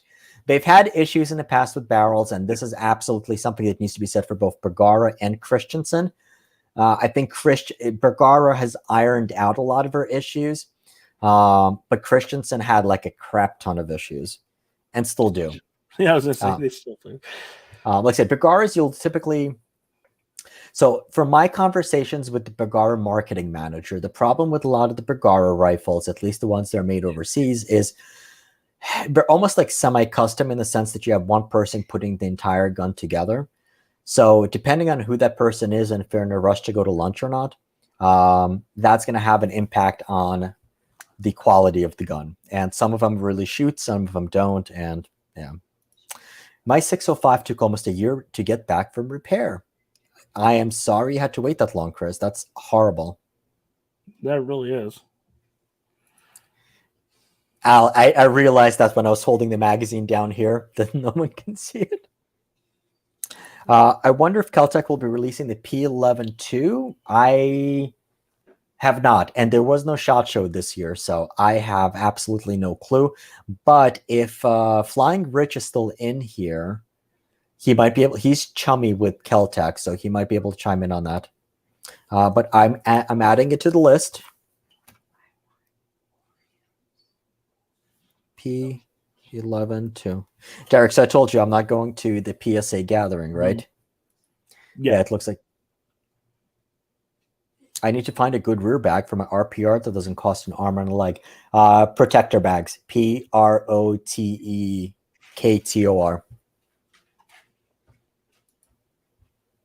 Yes, Joe, we will absolutely do that. I do see loading dies for 45 gaps. So, Drew, here's the secret. You can actually use 45 ACP dies to load 45 gap. It's the same case, just shorter. But you don't chop down a 45 ACP case because the 45 gap case actually has a thicker web around it. But you can use the same dies to resize it. Looking for to get P1045. The hell is that? Okay, now I gotta look that up. You do that. CZ motorcycle used to be big in Europe. Friend used to run a CZ250 on his kart rig. Nice. All right. How's the Shield Plus compared to the Glock 26 MMP9C sized guns? Oh, that's what it is. So the Shield Plus is going to be a little bit smaller than the 26 and an MMP9 compact. I'm going to get more information on the Shield Plus, and we'll definitely be comparing them. Okay, the CZ P10F45. It's a full-size P10 frame and a 45 ACP, but it's only released in Europe. It's a 13+1. Cool. That I would actually be interested in. Well, there's also a bunch of Turkish guns that were a similar concept. All right.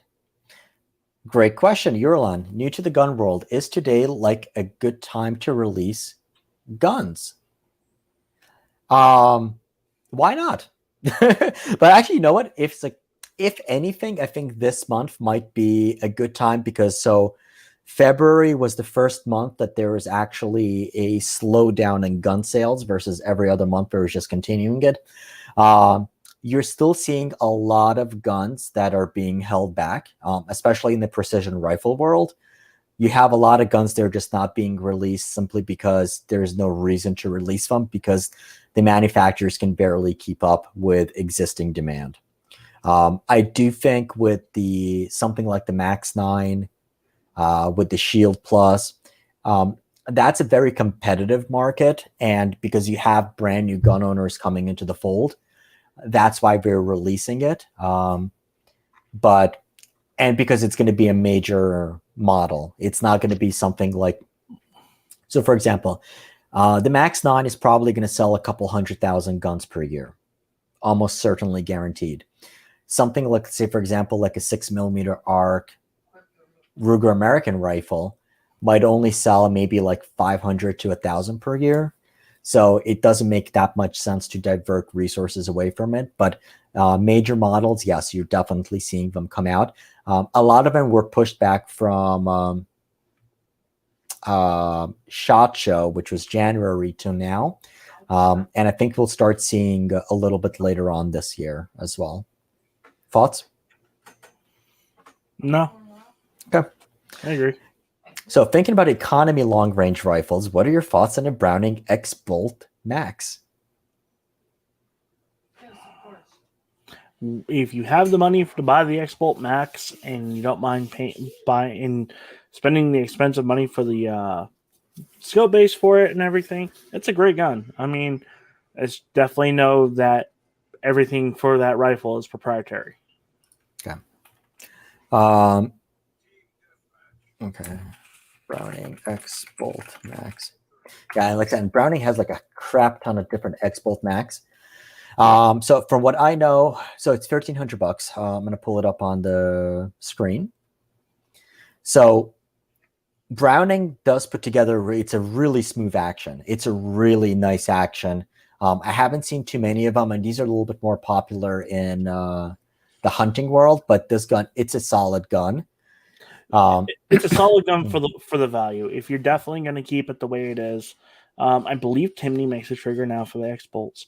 So, and plus it's also got the new muzzle brake on it from Browning. So, it's definitely a good rifle if you're looking for something solid under 1,500. Yeah. Like I said, the question really is going to be in what caliber and what one of the things I have to give credit for Browning for is they're usually one of the first to chamber guns in newer calibers. They do a really good job with that. I would definitely look at that gun in like a 6.5 PRC or a 280 Ackley or something on the lines of that. Yep. Cool. Yeah, well, and look at this. I mean, they already have it in 6.8 Western, 300 PRC, 30 Nosler, 6.5 PRC, yeah, 28 Nosler, 6.5 Creedmoor, and all that. And it looks like they have mostly twist rates right where they should be. Yep. 1 and 7. Yeah, I mean, very solid guns. I don't have anything negative to say about them, except it's a little bit more of a limited type offering rather than something that's bigger. Now, if you're, I wouldn't even necessarily call this economy. What I would call economy would be something like Ruger American. You take a Ruger American and 6.5 PRC or something. Well, there's only one of those. Get a Ruger American, and that's going to shoot sub MOA all day long with good ammo. And then you can upgrade that as you want with a different chassis or not. I think the biggest thing, looks at, it's tough to go wrong with a lot of these rifles. It's just the question is whether it's right for you, because I mean, there's a lot of decisions you have to make. I mean, and Anthony, this goes for the same for you as well. It's, do you want a wood stock? Do you want a polymer stock? Do you want a carbon fiber stock? Do you want a wood stock with a metal chassis inside? Or do you just want to have a modular chassis?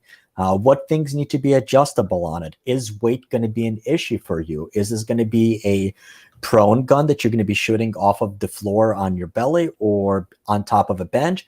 Or are you going to be taking and hiking with this gun like a mile down the road?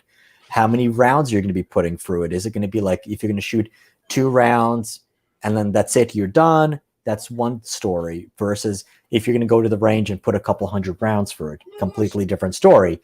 And then once again, it's going to be like, are you looking for matches? Are you looking for plinking, for fun? All of that is going to drive the decisions that you're going to do.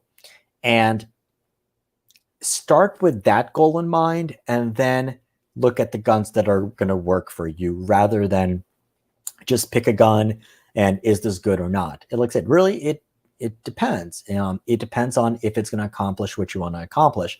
One of the guns that I would basically say is that's good enough is the Savage 110 Tactical. And it's a good entry level type gun, but for me, it's like I pick it up, I'm like, all right, I want to change the trigger, I want to change the stock. This is what I don't like, or want a different base. But I'm coming it from the perspective of I know what I want it to do for me, and what works and what doesn't. And I think particularly with rifles, I think it's a bigger decision tree than simply, hey, do I want to pick the Ruger Max 9 or do I want to go with a Shield? Or like a Sig 365, because all of those are pretty much going to do the exact same, versus in a precision rifle world, I mean, no two guns are going to be the same. And especially when you're getting up in there, you want to know that it's going to do what you want it to do. And I think a good example of it, like even like ARs. So the 6mm ARC AR that I have, the T-Box, that gun was built the way that it was built for one specific purpose, which is to get a mile shot out of an AR-15. And that's why we have a 24-inch barrel. We have a nice effective muzzle brake on there. We have a jarred set trigger, which goes off at 7 ounces. And then we have a heavy stock with the adjustable bag rider. Would this be a good home defense or plinking gun? Hell no. Like I said, that gun was built for a specific purpose, and only that purpose. And I think that's the same way that you have to approach the long-range rifles. And I mean, Scott, if you're watching this, what's your definition of long range? Because I think that's also going to make a major impact, because long range, I think, is going to be different for every single person. And so we have more than 40 people watching this. Go ahead and type in. So when somebody says long range shooting, when it comes to rifles, put it in the comments what long range, what distance that means to you. And I think that's going to illustrate a really good example. And Derek, don't give your answer yet, because I don't want us to spoil those numbers. But did you have anything else, or have a different thought on that? And you're on mute. I will chime in. Look at a bunch of different rifles. See what's out there. Rifles are like optics. There's the one that you like, and there's always one better. Same with calipers. Just figure out what range you want to go at, what you're looking for. If you're going to reload or if you don't reload, don't get into like the 300 Normas, the 338 Lapuas, or the 300 Rums if you're not going to reload. Stick with your 6.5 PRCs, your 6.5 Creeds, even drop down to a 6 Creed more. It really, there's a lot of factors into it, and then go and decide what platform do you want to be, a Savage, Remington, or Ruger, where they have their own platform. So there's a lot of variables to look into and look at. And the Browning X-Bolt is a good rifle. It's a solid rifle. Just be prepared that the only people that make parts for it really is Browning. I mean, I think Cali makes the scope base for it. So just look into different things, see what the aftermarket backing is on it, and see what's out there. Yeah. Maybe we should do a night where we do a category. We'll pick a under $1,000 category and go through different precision rifles of what would be good. And then we'll go like 1,500 one night, 2,000 one night. Absolutely. I think that's a live stream we'll do, Scott, because we've had a lot of questions asked money wise, like what can I get for 1,500? Well, there's a lot of options for 1,500 that are really good nowadays.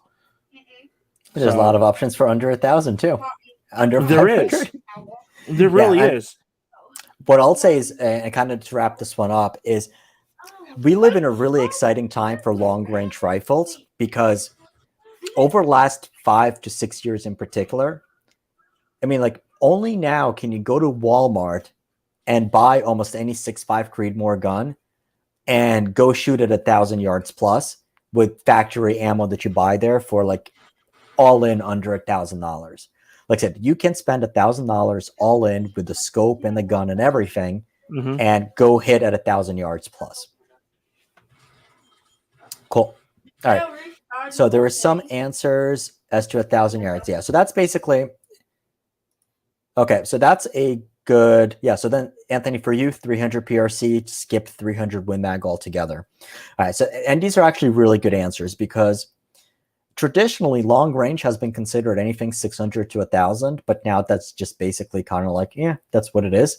I would say long range to me is up to a mile, and then beyond that, we have ELR, extended long range, probably out to 2 miles, and then past 2 is ULR, or ultra long range, or I guess we call it extreme long range. But yeah. So, and here's the thing, 1,000 yards is not a problem for pretty much anything 6.5 Creedmoor-ish like, or even like 6mm ARC is going to be able to handle it. And those are smaller cartridges. I mean, Bullet Design has done a lot. Yeah. Well, Anthony, so there's more to it than that, but you can also 300 PRC also uses the same kind of bullets.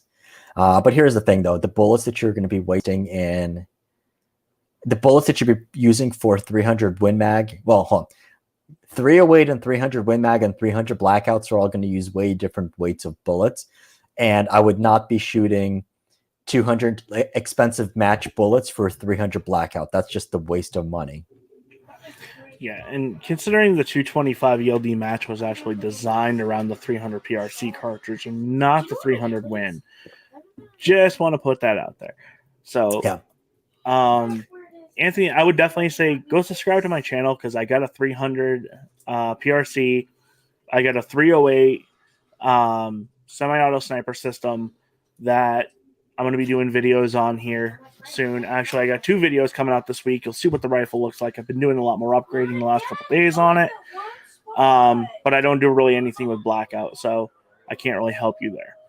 And here's the ultimate answer. I'm building a King of 1 mile gun in 300 PRC.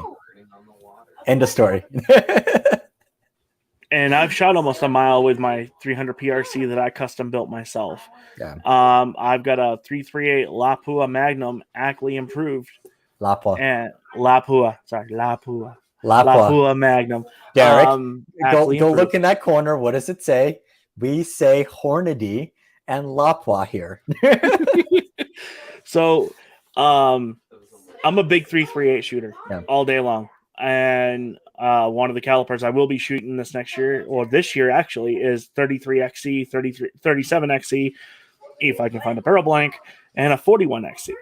So there's a lot more out there, and to be honest with you, compared to... I already do.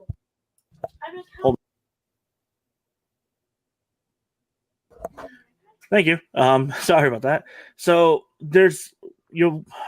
If you compare the 300 PRC to the 300 Win Mag, there's a lot of free bore in the 300 Win Mag. You remember that cartridge was designed back in the 1950s, 60s area, where now the 300 PRC has a lot more technology into this cartridge, where the head spacing is different and the bullet is actually sticking out, and you actually load it off the jive.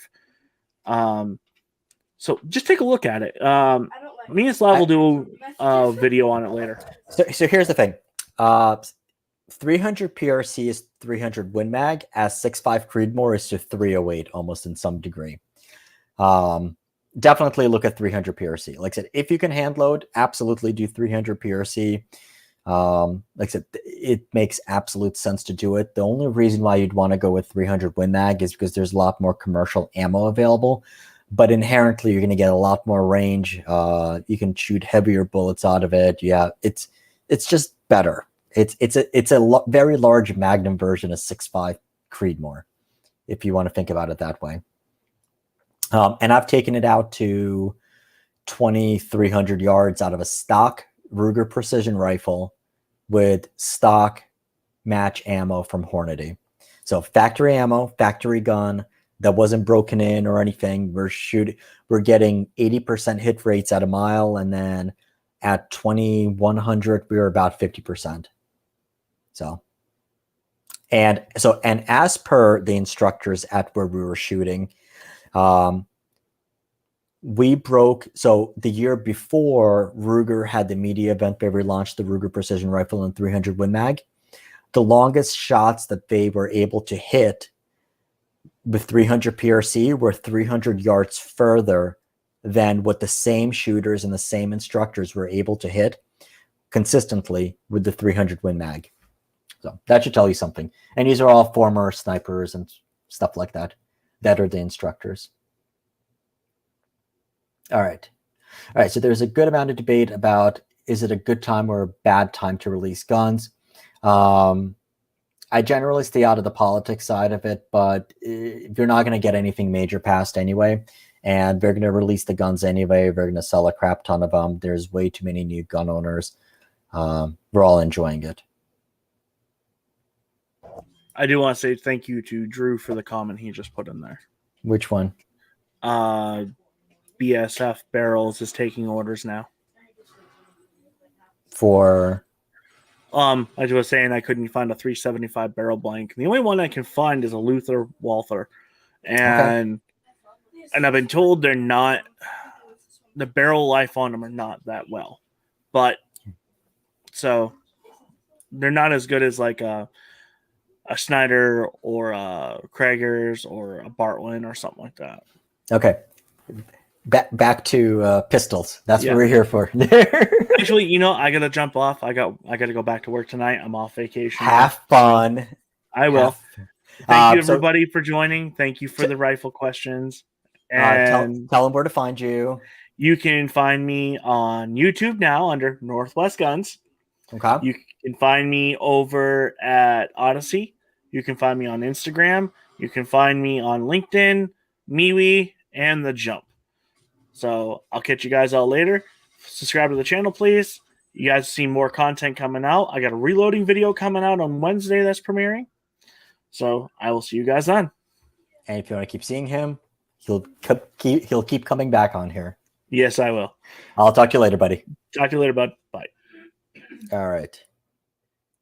Cool. All right. So should I pick one of the new? So thank you, Derek, for joining, guys. He's a really good guy, really good background, and he built his own precision rifles. He is a gunsmith. So should I pick up one of the new ones for CCW? Probably. Go to the store, take a look at them. You can't go wrong with the 365, the Hellcat, or the Max 9. And Daniel answered the exact same way, and this was actually really, really awesome. I will have to absolutely take a look at that and do that. Okay, so this is the question I was looking for. What did I miss? So PSA has an event Wednesday, Thursday, Friday, which is they call The Gathering. So we're going to have a bunch of vendors and everybody showing up. So I was planning on going for just Wednesday and Thursday, and it looks like there's a major storm coming through that area, and it looks like I would only be able to maybe have like 2 hours worth of decent time to gather content, and it's just a pain in the ass to go down there just for 2 hours. So I'm going to try to reschedule it, and some of the stuff that I knew that I wanted to get my hands on, I can just reach out to the companies. So for example, like Taurus and Sig, and just ask them to send it for the channel, and we can have more time with it. I was really looking forward to it, but I mean, there's still a small chance I might go, but it's just not going to make sense generally. And plus I don't want to be driving down there in a storm and then coming back up. Awesome. Dan, so which gun is this about? Okay, so they already have the Smith Industrial Performance Center version of their website. Yep. So both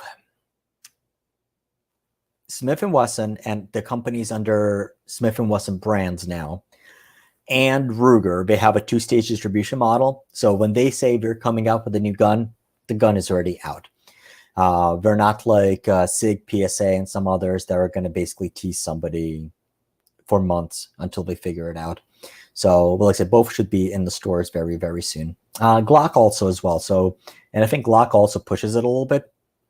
So it was funny. When they released the 43X and the 48, when they were at SHOT Show, they already had them at dealers right around that same time. Because what most people really don't know is, so you have SHOT Show, which is in January, which is the biggest show that they have. But in November and December, you have NASGW, which is the National Association for Sporting Goods Wholesalers. And that's really where they call the buying season or the buying shows. And that's when manufacturers shop the new guns to the distributors, and then they publicly announce them at SHOT Show.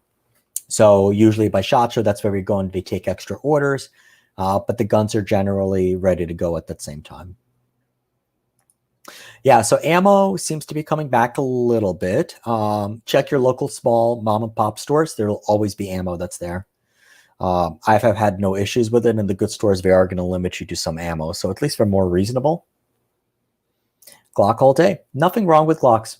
There's absolutely nothing wrong with Glocks.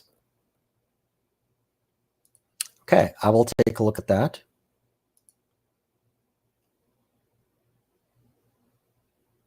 But BK Pan, so that's a great example. I have not, and it's Silencer Co. So, I mean, it took them how long to actually deliver those free cans that people bought? So I wouldn't be surprised. And I still think that they're looking at whether the Maxim is commercially successful for them or not. So, yeah, could be interesting. Yeah, I love this t-shirt.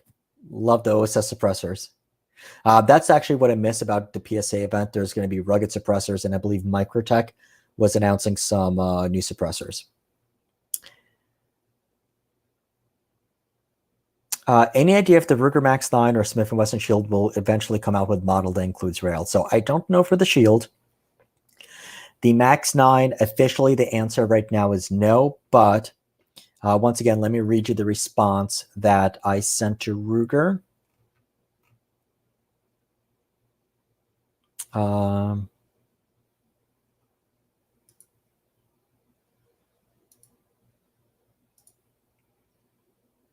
Okay, so what I wrote to them is, okay, I appreciate it. It's a solid gun. Only legit gripe would be the lack of a front rail. However, I suppose that could be for the Max 9 Pro tactical version, tongue-in-cheek. No rail. The response was no rail, but we have 3 companies working on the usual trigger guard mount lights and lasers coming soon. So there's the answer to that. Hopefully that's a good enough answer. Gabdor, thank you, buddy, for joining. Love discussions longer in precision from actions to scopes and calibers. Great to hear in Dagger expanding. You can devote hours. Yeah, we absolutely can. And so if you haven't joined our Discord, we have a Discord server for the channel. I'll put it up here. Join. We can discuss all of this. And if you have questions at any time about any of these guns, just absolutely pop on, ask questions. But we love long range. I mean, well, here. I have boxes of 6mm R camo here that just came from Hornady for some guns. I love long. It's fun. It's really stupid fun. And like I said, we will definitely have it today. Like because we have a whole bunch of new guns and we have a whole bunch of brand new people finding the channel. So I did want to devote it to these guns as well. All right. Yeah, go join the Discord. Seriously. It's like a chat for the channel. Okay, so this is actually Card Shark. You bring up a really good point. The thing of it is, so I mean, the Shield has it.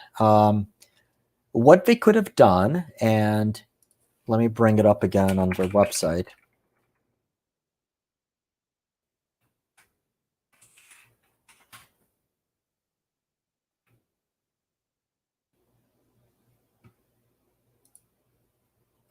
Yeah, so I have the full I have the article that I wrote. Oh, hold on. I'm not sharing my screen. Slavguns.com, you'll see it on there. Okay, so what they could have done is instead of extending this trigger guard out this far, they could have moved it in a little bit closer and there would have been space there to put a rail section. Now, the question is, how many people would actually put something on there? Like I said, I'm not opposed to pistol-mounted lights. I just don't think you would put a light on this gun. Yeah. And, well, I don't like laser use. Sorry, that's just silly. Gabner, yep, 1,000 yards plus. Good answers. Those are the proper answers we're looking for right now. Ooh, 6.5 Grendel or 6 arc for long range AR. Both can be good. 6.5 Grendel is going to have more energy at up to about 300, 400 yards. 6 arc beyond that. I like both calibers, but 6 arc is going to be able to stay supersonic out to about 1,200. I have a bunch of videos on 6mm arc. I have a whole series of playlist, and there's 2 more guns. So we have 2 builds already done for 6mm arc, plus I have 2 more that are going to be within the next month. One is going to be a really super nice proof research carbon fiber build. Yeah, I mean, for long range, that's going to be a really cool caliber for the AR platform. But going back to this, the only problem is the ammo. You're going to be able to find a bunch of cheap 6.5 Grendel ammo because it's very popular cartridge in Russia. That's why you have Wolf and Tula, Barnell. They make 6.5 Grendel. 6 Arc, it's only 3 different loads right now from Hornady, but you can hand load your own. It's not difficult. Yeah, so here's the thing, though. The Hellcat has it, and some of the 365 does, but it's like, okay, did they need to be on there? Are people actually going to use them? Is it a deal breaker? And here's the thing. It's $100 more. But here's the thing, though. It's like they are going to have lights and lasers they're going to be able to mount around the trigger guard. So you will have those options. It's just a question, do you want to have the convenience of a rail or not? Cool. So we answer that. Anthony, reach out to me. You know where to find me. And we'll go.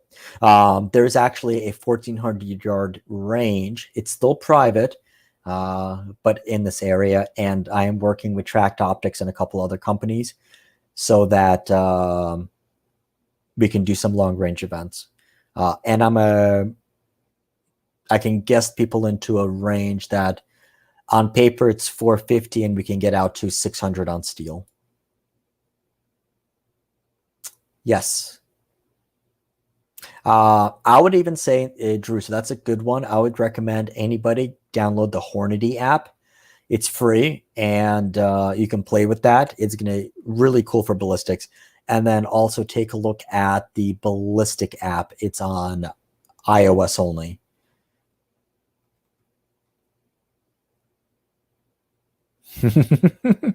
So Coriolis is a factor in a lot of the stuff. Okay, we answered that. You guys deserve a lot more than 8K subs. This was great. Awesome. Gabriel, thank you. That's the plan. So the channel is actually not that old, and it was actually a couple of companies that encouraged me to do a YouTube channel. And that's what we're doing here. Cool. All right. Ooh, good answer. I like that. So yeah, so shooting 22 at 300 yards plus is awesome fun. And I am going to have, so we did a high-end 1022 build with the Azimuth Precision 1022 action. I'm getting a better stock for that, and I have a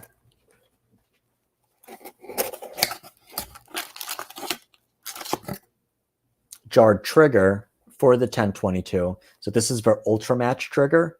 Super duper nice. So we're going to be playing with that. I'm just waiting for a stock from Boyd's. And that's going to be a Boyd's @1 stock. So that's going to be really cool fun with the whole goal of NRL 22 and ELR 422.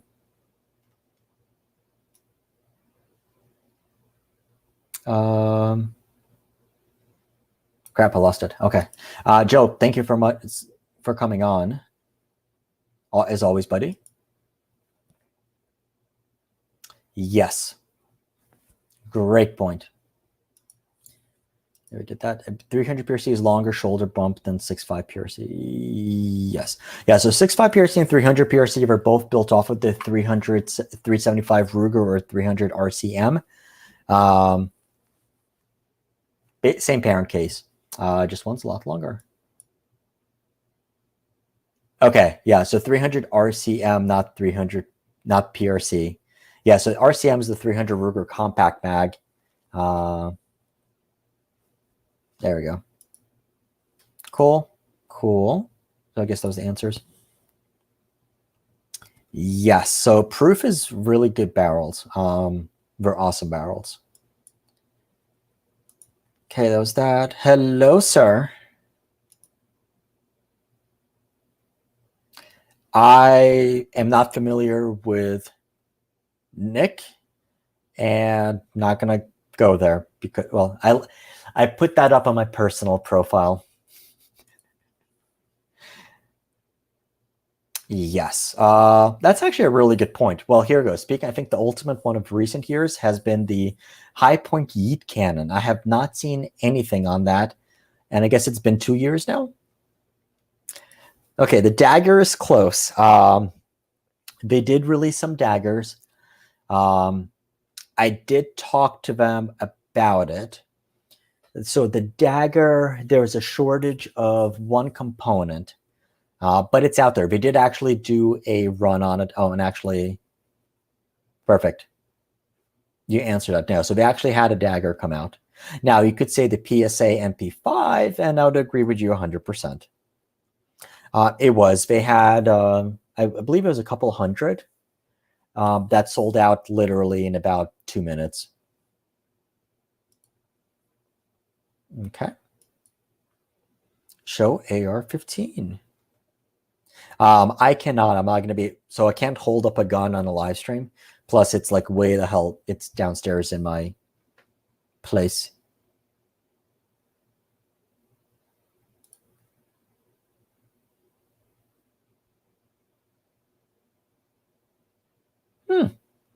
Cool.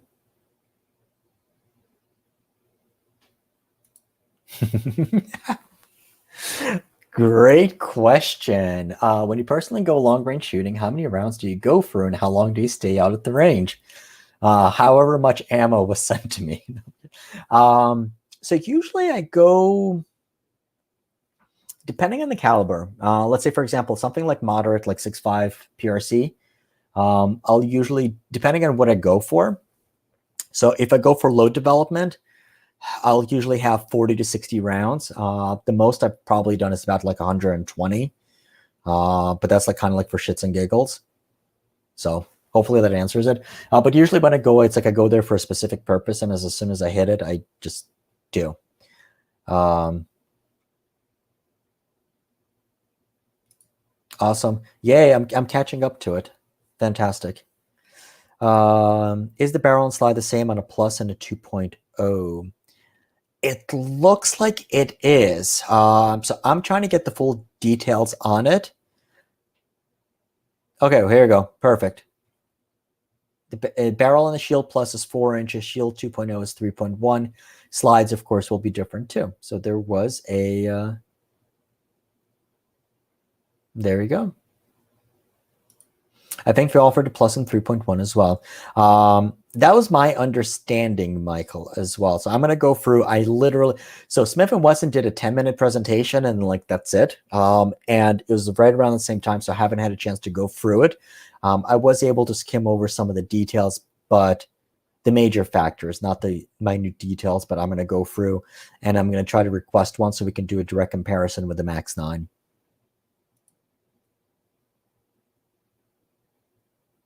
Okay. Okay, just tuning, is this the double stack 9? Yes, it is. So it's similar to the LC9. I think the trigger is the same, but a lot of the rest of the gun is very different. I think a good way of comparing it would be like a bottom end that looks like a scaled up LCP2, because especially like with the grip panel design and everything, and the slide from a Security 9 compact, but otherwise quite a bit different guns. So it is an all new gun. I think they reused the trigger. That's basically about it. Yeah, like I said, it's an awesome gun, Brady. So this is just a live stream.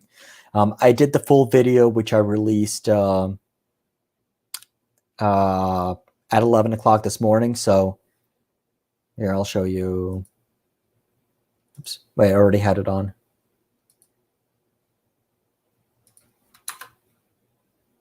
Okay. Hey, look, and that's why people are showing up. So that's our live stream.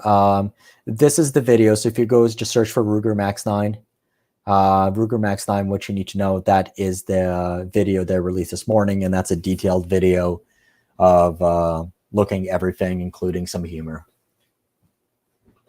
So that's the full video on that. But yeah, basically for now, we're basically taking questions. Wow, almost 2 hours and 20 minutes. Woohoo. We'll go for probably another 10, 15 minutes. If you guys have any other questions, kind of go over those. I was looking for the Performance Center Plus. Yeah, the non-Performance Center MP Plus is 3.1 inches too. Like I said, so the major...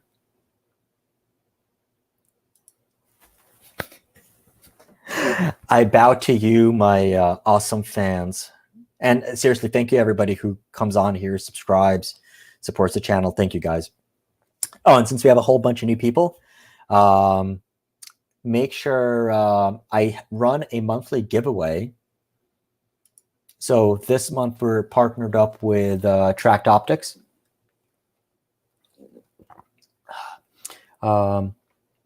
Just go into the videos, or when you go on the page, you'll see it right there at the top. Tracked Optics scope giveaway.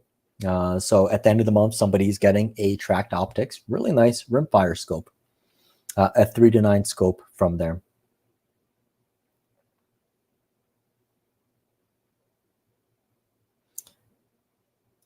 Okay, so this is actually a good point. So this might be a waste of time, but one of the compensators that adds like 1 or 2 inches to the front would look cool on this Max 9. Mimics the upper and lower frames, yeah. And here's the truth of it. You don't need any of this shit. You don't need compensators. You need optics. I mean, unless you have really bad vision. Here's the thing. Like, at a target out to 5 yards, I hope to God you are not taking the gun and taking a sight picture to shoot it. If in a defensive situation, you pull the gun and you just pull the trigger, the gun should be an extension of your hand. You don't need a dot. Where the dot is really helpful is, like I said, shooting plates at 25, 30 yards away. It makes it a lot easier.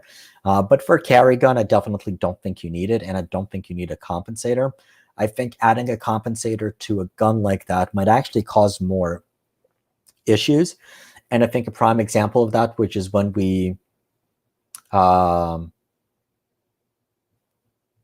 the word I'm looking for? Oh, the TX22, when we added the tandem cross compensator on there, it was cool, but then like it was causing all of these malfunctions. So it's like, I mean, it might help, but yeah. I'm sorry about that.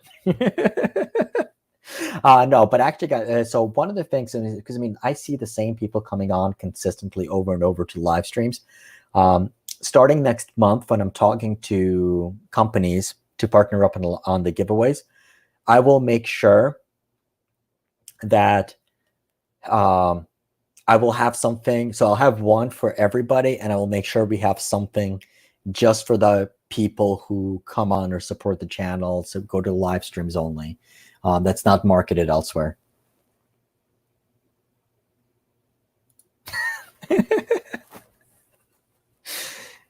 Come on, Drew, you know me, buddy. And that's the thing is, I'm really enjoying doing these live streams. So we'll usually do them for the new people. I do a video release Monday and generally Thursday.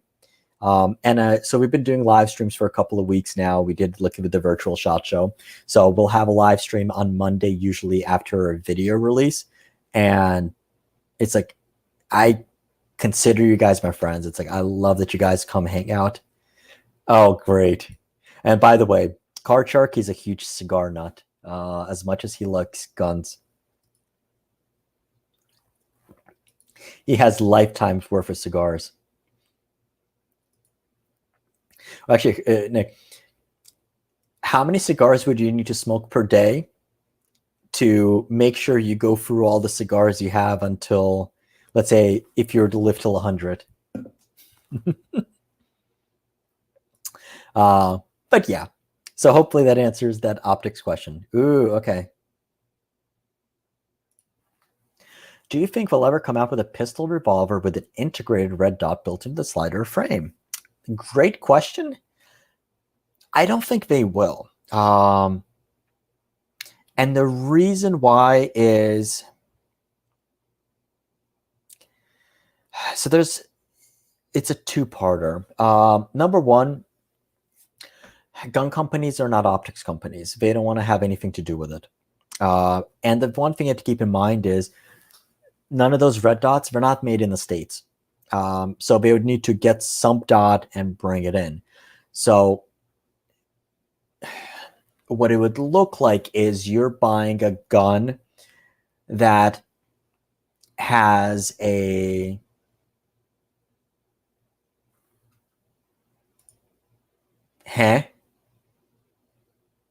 Are you talking about the 365 that comes with the Romeo Zero? I think he's talking about like basically with the dot that's already built into the gun, like actually built into the gun. So, crap. Where's that question? Oh, Chris. Give a little bit more information as to what you mean by built into the slide or the frame. Because like I said, if you're talking about an optics-ready revolver, there have been those, I believe, Smith & Wesson, because there's a bunch of... Okay, so yeah, the cigar nuts are going nuts. And we're talking about this, and Al has a good comment. Okay, so if we're talking about like USPSA revolver division, like there's actually guys who shoot with red dots on revolvers. And keep in mind, even before then, you had bullseye shooters that had red dots on them. They use basically a Picatinny clamp. Actually, it's a Weaver clamp right on top of the rail, and you can use a red dot on there. Very popular. People used to use the Tascos. But if you're talking about like actually physically built in, Al has a really good point. It's like a built-in optics in a slide would make replacing a failed optic really expensive. Now, what I would say is if you're talking about something that's going to be a clean install, we have the Leupold Delta Point Micro. So you have something like this, which is, let's see, hopefully a picture of it on a gun. Okay, so here's a good picture. So this basically takes place of the sight, and you have like a very fast dot on the back. I am going to ask him for one so I can play with it. It's going to be interesting. Like I said, generally, I'm not a fan of dots on pistols because I guess with enough training, and a car truck brought up a really good point, you have to train in order to be able to get really good at point shooting. But here's the thing, though. I think at up to 5 yards, if you can extend your hand, you don't necessarily need to. It's like, look, remember like when we all did this? The gun is an extension of your hand. You just got to get to the point where it really becomes an extension of your hand. And you just want to be able to draw on, like with your eyes closed, like I know pretty much which way the gun would be pointed. You just got to practice to kind of get to that point. A dot to some people could be a crutch, and I can see it being as a decent training tool. But here's basically the problem that happens is if you get dependent upon shooting with a red dot, what happens when the red dot battery dies? And guess what? Like the whole 10,000 hour battery life, it's all BS anyway. Mike from Swamp Fox was talking about this on his. So, Leupold mullet red dot. Nice.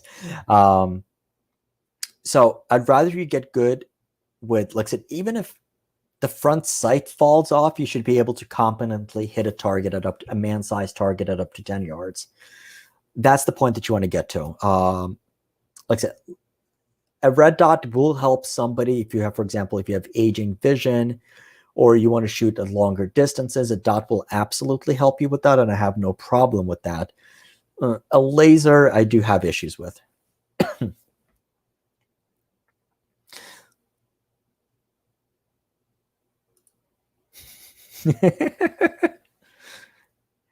Yes, I guess you can do that. Or, you know what you can do? You can just use your iron sights. There you go. And I guess you know what it actually would be is a really good training tool would be shoot a gun with a suppressor and standard sights, because you're going to have to learn to look through the suppressor, and that's going to ingrain how a gun should be pointed into your memory. And it's going to be basically become instinctual. So there you go. That's my comment on that. And there's a lot of chat about cigars. Let me see if I can actually find a gun question related here.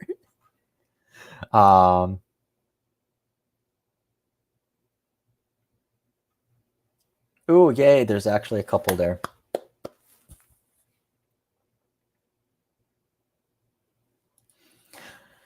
Max 9 or Shield Plus. If you need optics ready, go Max 9. If you don't, and you want something slightly one round extra capacity, possibly go with the Shield Plus. But the Max 9 is going to be cheaper in either case. But I will compare them both. I'm like, yeah, so the thumb safety on a 1911, the thumb safety on a Max 9 is basically the same as a 1911. I don't mind those thumb safeties. And like, here's the thing though. So I think this is really a good point. The safety sells me. It depends on your comfort level. Once again, the number one safety is your finger should be off the damn trigger unless you're ready to fire. Let me go back to the Ruger. Yep, it wasn't in there.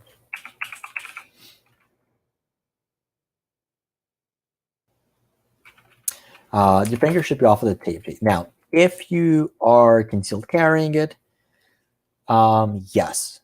I don't mind an external thumb safety.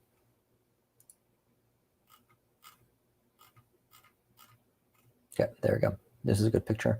So on here, as you can basically tell, so the safety is not ambidextrous, but it's a 1911 style safety. So up, it's safe, and if you press it down, it's going to be hot. So usually what I do when I shoot guns with 1911s, I'm going to use my right thumb. There we go. I'm going to use my right thumb, and I'm going to have it engaging the safety and riding it down. And this way, basically, you'll know as soon as you draw, that's what you're practicing, and you're going to disengage the safety. So it's not going to take up extra time. On some of the Rugers, you have a safety that's like sideways, that you have to push it forward, and it's a little bit more pain in the butt.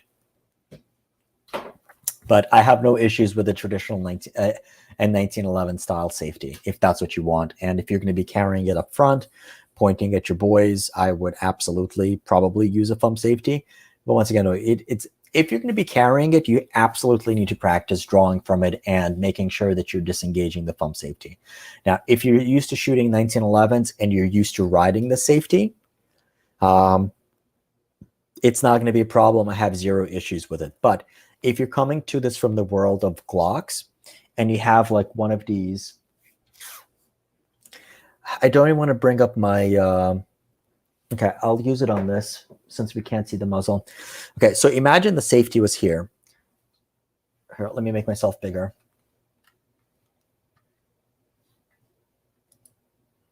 Okay, so imagine the safety was here, and if you keep your hand under the safety, this would take more effort, and I would absolutely say you got to retrain yourself. But if you're coming to this world from the 1911 world or the CZ world, and you're used to riding the safety down, then absolutely do it. It's not going to be an issue whatsoever.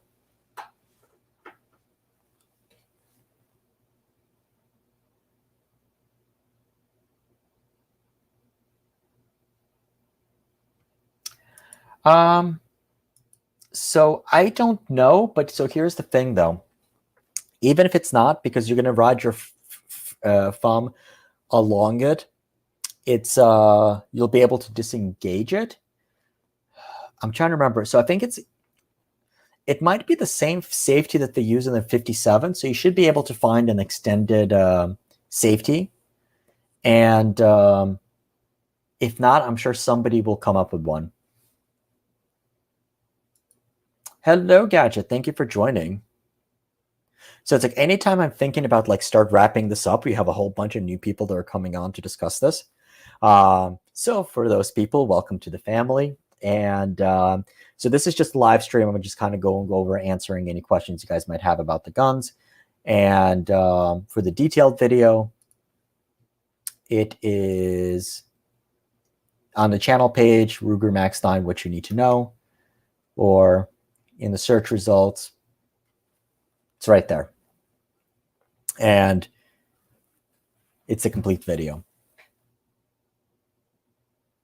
Okay, Josh, you bring up a really you just got to bring up a controversial point. people hating on Glocks. So here's the thing. A Glock either really works for you or it doesn't. So for a lot of people like me, I was like, oh my God, the Glock sucks. The Glock grip angle we have an issue with. I actually shoot Glocks exceptionally well. Part of the reason why is because of that grip angle. So if you get a high grip angle on a gun generally, the Glocks are going to be really good. And as getting as high up on a grip angle as you can, it lowers the bore axis and you have less felt recoil and the gun moves straight back. It stays flatter. If you're not used to that and you have a lower grip on that gun, that Glock grip angle is going to be really horrible and it's going to start bouncing on you. So if you do shoot a Glock, you got to practice to make sure you have as high of a grip angle on it as you can get. If you can't, then look elsewhere. But like I said, so I crap on Glock all the time, and when I go to SHOT Show, I will like joke about them really badly. But their head marketing people, they know I shoot them really well, and it's like I own a couple of them at least. I don't remember exactly which ones, but I do own a couple of Glocks, and at least one of them is one of my home defense guns. Because like I said, very reliable, and like I said, I can shoot them really well, almost kind of like with my eyes closed. And one of the training guns that I have is a CERT gun, really good training tool, and it's a clone of a Glock. But like I said, but Glock either works for you or it doesn't. And if it doesn't, you need to really work at it because that grip angle is not natural.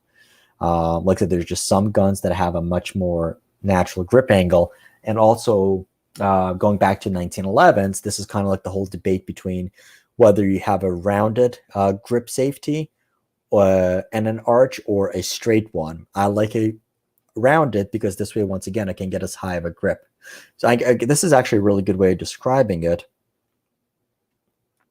Okay, so imagine this was a Glock. If you're holding a Glock, you want to get as high up under the beaver tail on it as you can. So then you get as high of a grip. So then basically this way, when you're holding it, the slide just recoils straight back. If it's angled, so any holding it low, this is why the Glock is going to point up and shoot because you're not getting as high of a grip on the Glock as you need to. If you have a Glock, you absolutely need to practice getting as high of a grip on it as you can. And your hands will thank you and your accuracy is going to go up and Gaston is going to congratulate you. But if you can't, then just get a different gun. There's absolutely nothing wrong with it. Yeah, so we actually discussed the G3C. Like I said, I think the G3C right now is kind of like the odd man out. And the reason why is because so versus the Max 9, the G3C has the same capacity, but the gun is bigger. Well, it's taller, it's longer, it is wider, and it's heavier. The only thing that the G3C is going to have over the Max 9 and some of the others is that the Max 9 is going to take only the shield, the smaller type optics, versus the Toro G3C and the G3 is going to have different plates that you can mount with almost any red dot. So like the RMRs, the Vortex, the Doctor sights, the sight marks, all of those stuff. So that's the what you have to make. I am glad I was able to answer that question. Yeah, so I think there's that. If you're a Glock fanboy, you would know. Was there actually a Glock with a thumb safety, or was that Europe only? So I actually like a 43X versus the 48. It's weird, but I like the 43X over the 48, but the 48 actually shoots really well.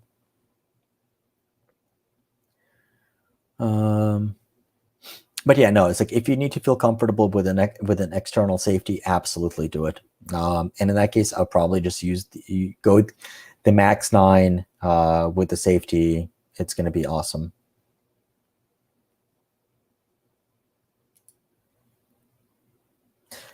I learned on the Smith & Wesson 4006 era with a safety hammer block and is a really old style, only style I care for. 1911 versus Smith & Wesson, Walther, and a few others. Yeah, those some of the old Smith guns are awesome guns. I wanted to pick up a 9006, and then there's like the Team Smith, the TSW guns. They're becoming a lot more collectible. Okay, so we answered those. Drew, buddy, thank you very much. Thank you for your support. I really, really, really, really appreciate it. And you always make these live streams more fun. Thank you for the super chat, buddy.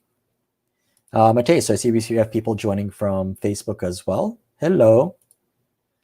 To Dubem. I do not speak Spanish, I believe. I do not know. But thank you for joining. Hopefully that answers some of the questions. Glock just prints the same gun over and over and calls it new. I just find it incredibly boring. Other people would say Glock is taking a proven platform and putting it in various packages that people want.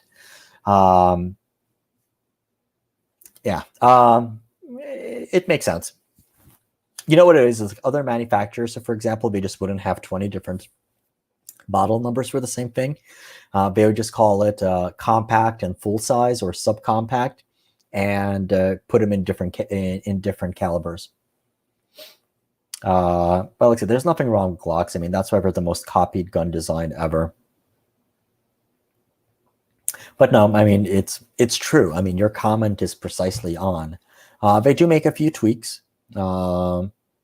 But yeah, now if they didn't only have their screw ups with the 22, which was the 46 or 40, the 46, the Glock 46, which is the 22 LR.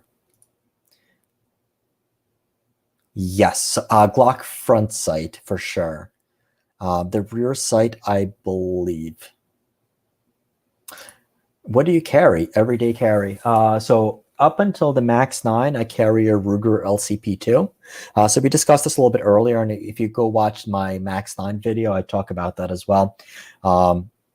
It's smaller in caliber, but to me, it's easier to live with, and I can carry more often by having a gun that'll go into anything that I wear, rather than having to make sure that I have a gun. And like I said, so with the bigger guns, it's easier to carry them up front, but I don't want to have a gun pointed at my boys. And if I was doing that, I would absolutely have one with a manual external safety.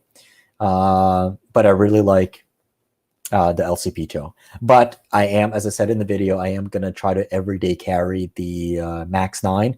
I need a couple more 100 rounds for it. So we have about 350 to 400 through the gun right now. And as soon as I have over 500 rounds and it's 100% and it remains 100% trouble-free, I will every day carry that gun to then figure out whether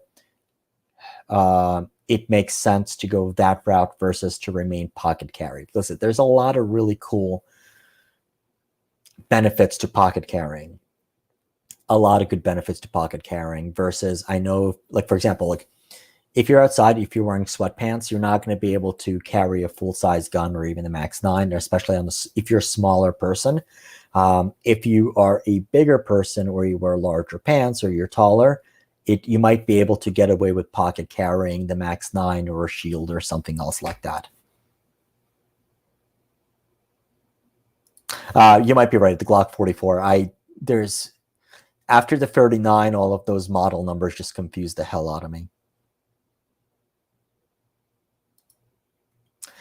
Those are really fun to shoot, actually, especially when you throw a suppressor on them. So, Buzz, I would actually say... my camera's going to come back in a second. It's for some reason the constant on battery just like restarts. Actually, it might even be... there we go. Might actually be my search suppressor, possibly. If you want a fun gun to suppress, like I said, if you're looking at a Glock 44... skip the 44 and buy the Taurus TX22. You won't regret it. You're going to save money. You're going to have extra capacity.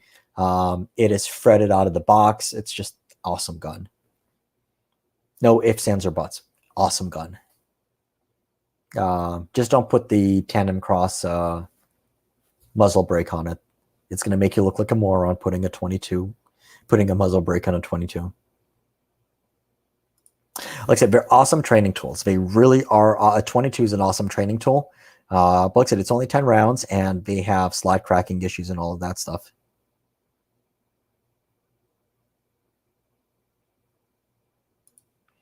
I just won't wear sweatpants. Problem solved. That is correct.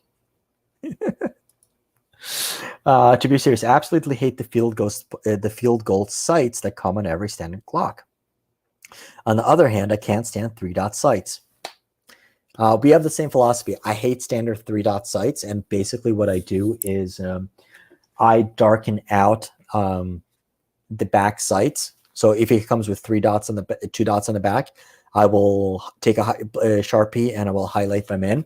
And the reason why, so depending on your vision, but for me, like I said, I mean, depending on the situation, but generally you want to have good front sight focus. So I don't even look at the back sights. I'm generally, so here is it.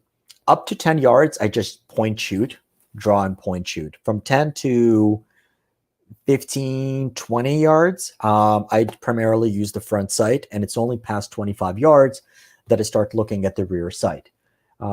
Putting white dots or something attention gathering on the back is going to cause issues. One of the things I like about the Max 9 and Ruger in general, like I mean, they nailed these sights out of the park. These are awesome sights on that gun. So we have fiber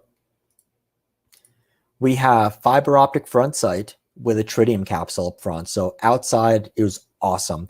And then you have a flat black combat type sight on the back. No dots. Beautiful. It works really, really well, and it is a metal sight. So we racked it against the table. There's absolutely no issues with it. They've been doing really well with it. I think it started about 1.5 years ago at a couple of the media events. Like there's me and a couple of other media creators. And they're asking us, like, what type of sights do you prefer? We're like, fiber optic front, flat black rear sights. And they started doing that. So I'm like, yay. The one thing I can't stand worse than this, and it was actually on that Shield Performance Center. Where the hell was it? This. Why the hell are we putting a yellow fiber optic sight on the front and 2 red fiber optic sights on the back? It's like they're both going to clash for attention. It's just stupid. Now you're just getting the honest me. It's stupid. It should just be a regular black sight. And like I said, if you want to know what works, go to the competitive shooting circles and see what works for people. A bright front sight that's going to be a little bit of a thinner post, and flat black rear sights. On the Glock, it's not that bad. I think it's better than standard 3-dot sights, but the sights still aren't ideal. Correct.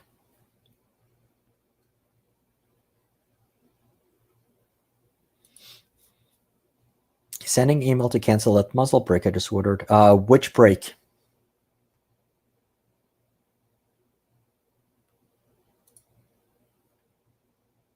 Okay. The Max 9 sights are legit. I'm hoping to find one in Oregon. That gun feels like now dominates a very interesting market for micro double stacks. Yeah. I think it's going to be widely carried, and I think there's going to be a lot of guns out there. Once again, the distributors already have them. Well, here, let's see.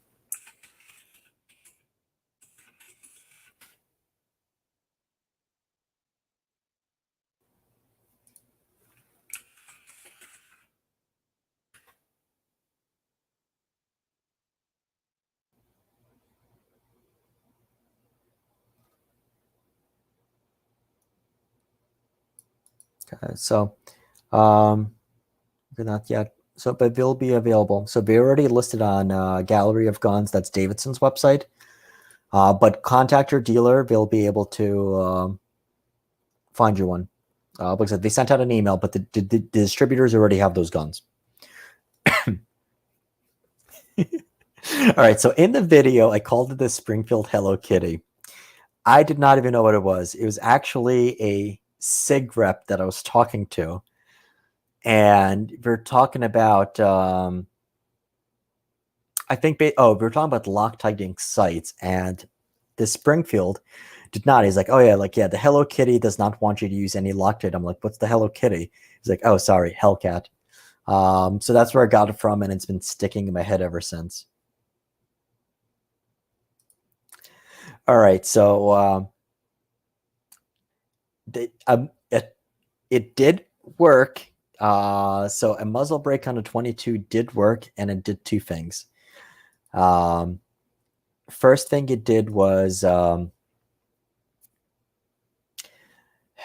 when you're shooting a crappy 22 ammo, you have a bunch of lead that comes out. What a brake does is it sends it out so you can have a better sight picture of the target. And it did slightly increase the follow-up shots, but it caused issues with reliability. Okay.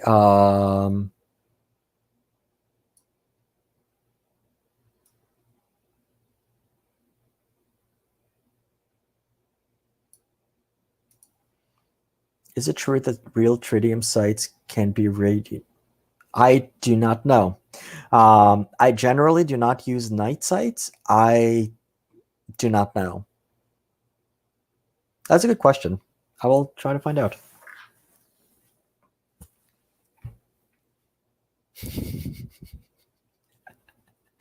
I am going to try to get a Hellcat, and I will get somebody to make it Hello Kitty. Hello Kitty. I'll ask Sig. Maybe they'll do that. They'll sponsor that video. And then tritium sights. So I am taking notes. Okay. Bryce Park, welcome. First time seeing you on the channel. Do you think the Max 9 is ergonomically nice? Yes. It's a really nice gun. It fit really nicely. And I think really if you go watch my video, in it, during the shooting footage, you'll see that I slowed down 4 shots. How flat the gun remained. You were able to get a really good grip on the gun. It's awesome. I think they did a really good job with it. So like at first when I saw the pictures, I was a little concerned. And the reason why is because I thought that type of a grip was like Security 9 Compact. It's a little blockish. And I was afraid that they're going to do the same thing with the Max 9. The Max 9, though, it fit really well, and it was a much nicer grip than the Security 9 Compact. The problem with the Security 9 Compact was that this part was a little rough. It was kind of like in the wrong place, and it just hurt a little bit to shoot. Kind of like with the Ruger American pistol. That's a common complaint with them. But here, ergonomic-wise, so I wear medium-sized gloves. I loved it. It was a really nice gun. It was a beautiful gun. Does the Ruger Max 9 fit in existing LC9, EC9 holsters? No. The slide design is different. Plus, keep in mind that you got to make sure that those holsters also don't cover the for the dot. So there are new holsters, and actually, let's see if we already listed them. So on shopruger.com, I said you might be able to modify an existing holster, but I don't think so.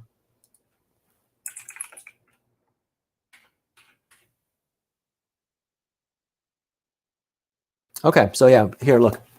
Oh, wow. I have to reach out to Alien Gear.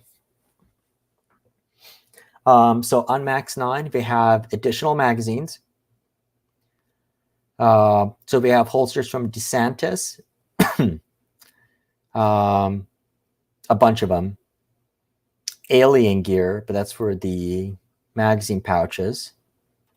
Looks like Crossbreed already has them. Mitch Rosen has. And I literally expect every other major. Okay, takedown plate. Okay, extra extractors, extra parts, extra springs, takedown pins. Okay, so they have a extra front sight, rear sights, parts, extra finger extensions. Yeah, so it looks like they pretty much have all of the parts already on shopruger.com. So holsters, I expect most of the major manufacturers to do them.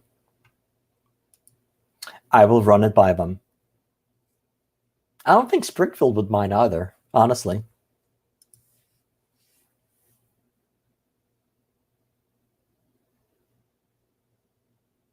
I don't think I would get a strike. So if the Springfield rep does not get back to me about, I was actually asking about their 2020 rifle and 6.5 PRC, I just might do that. It does give me some ideas. Oh, we have another friend join us, Mr. Affordable Optics and Rifle Reviews. No one told me there was a live.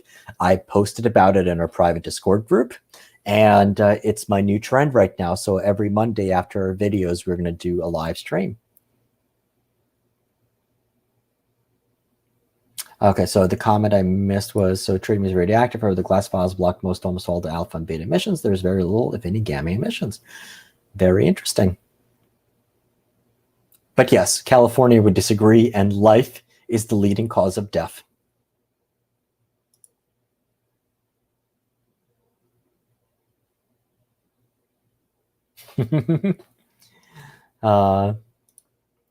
Yes, it does.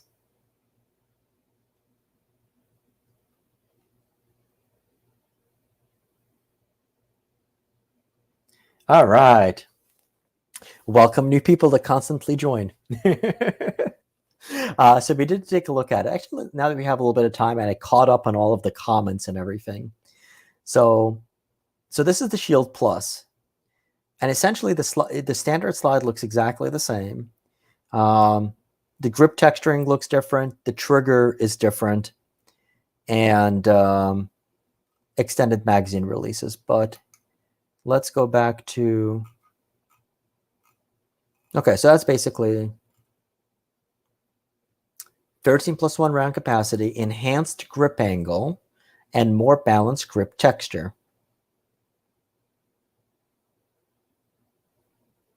Okay, so basically what they did, so with our standard magazine coming, so we're going to have 10-round magazines, and then we're going to have an extended 13-round magazine.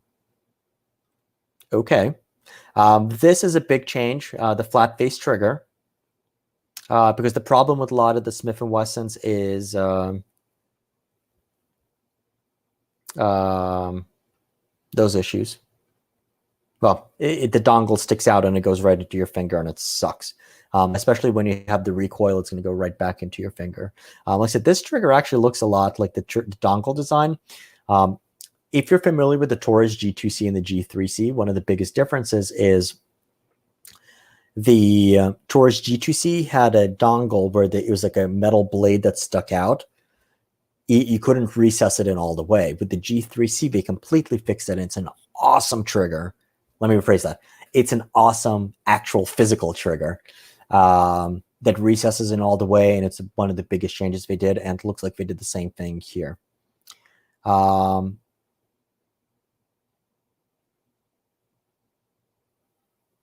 So they did different stippling. It looks like they actually toned it down. Possibly. Yeah, but you still don't have interchangeable grip panels or anything else like that. So that's basically what they did. So it doesn't look like it's anything new. Yeah,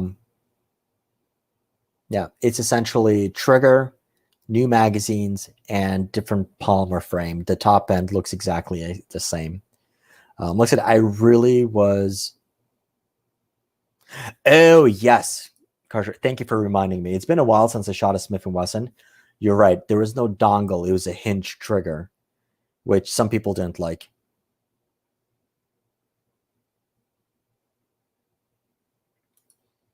Drew, which gun are we talking about? The Max 9? I will have... So since I'm canceling the PSA trip to the event, I'm sorry, to the gathering, I am going to have more time. I'm going to have a detailed teardown video on the Max 9 and a how to mount an optic on it video. So I'm going to do those.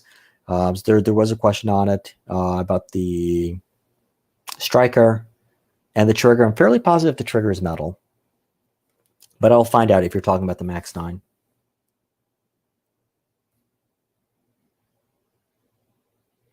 Usually the components that need to be done right, they do them right.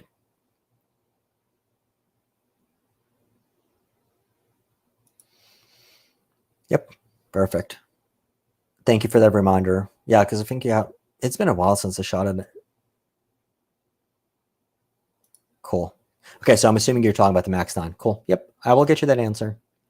All right. I hated the texture of the grip on M&P 2.0 and ended up selling it. So I honestly don't remember it. Like, I wasn't too impressed one way or the other. Okay, so, all right, so another reminder. Thank you for everybody who's joined in. We've crossed the 3-hour mark. So we are going through, taking questions, and I'm answering the most common questions that you guys had on the video that I did. If you're looking for the full video, that's this guy, Ruger Max 9, what you need to know. And that's the detailed video here, taking out the entire. Now we're actually talking about it, taking your questions live and talking about Smith & Wesson's new shield, etc. Al, thank you for joining, buddy. Okay, it's like 80 grit sandpaper. Sometimes, yeah. So, and it really depends on the goal. So for competition type guns, some people will prefer a more textured gun.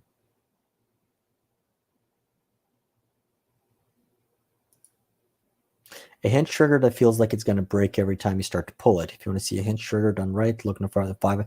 Yeah, they've done a pretty decent job with that. I never really had an issue with the Smith & Wesson hinge triggers the way they felt. The biggest issue that I had with the Smith & Wesson M&Ps is Generation 1, it had an issue on the reset. Meaning, so if you pull the trigger breaks, then you let it out until you feel the tactile click. Well, at that point, even though you felt that click, the trigger was still deaded and didn't actually reset. Massive issue on the M&P 1.0s. It wasn't an issue, let's say, for example, if you pull the trigger and you let out all the way, there's no problem. The issue with that is, if you let it out all the way, then you got to take it back up to the wall and then break the trigger, versus if you just take it back up to the reset, you're much quicker on it. So keep that in mind. But yeah, no issues with the hinge triggers. But I guess they went with a dongle one because it is going to feel nicer. The flat trigger is going to feel nicer. So there you go. So there was a little, it wasn't super tactile. It wasn't super tactile, but it was there. You definitely felt it a little bit. You definitely felt it, but like it wasn't like a proper resetting trigger. I do not remember that. I totally forgot about that. But yep. But there's no issue on the newer stuff. Cool. All right. We've been on for 3 hours. Thank you. I'm going to actually wrap it up. I'm like exhausted. Thank you, everybody who popped on. And we still have like over 30 people watching the live stream, which is like awesome. I would go more, but we're not going to do another election day marathon where we did 8 hours. If you have questions either on the live stream or the video, just make sure you leave them. The questions that we had on here, I did write them down. I will get us an answer. And if you are new, please consider subscribing. We are going to have more updates on the channel on this gun.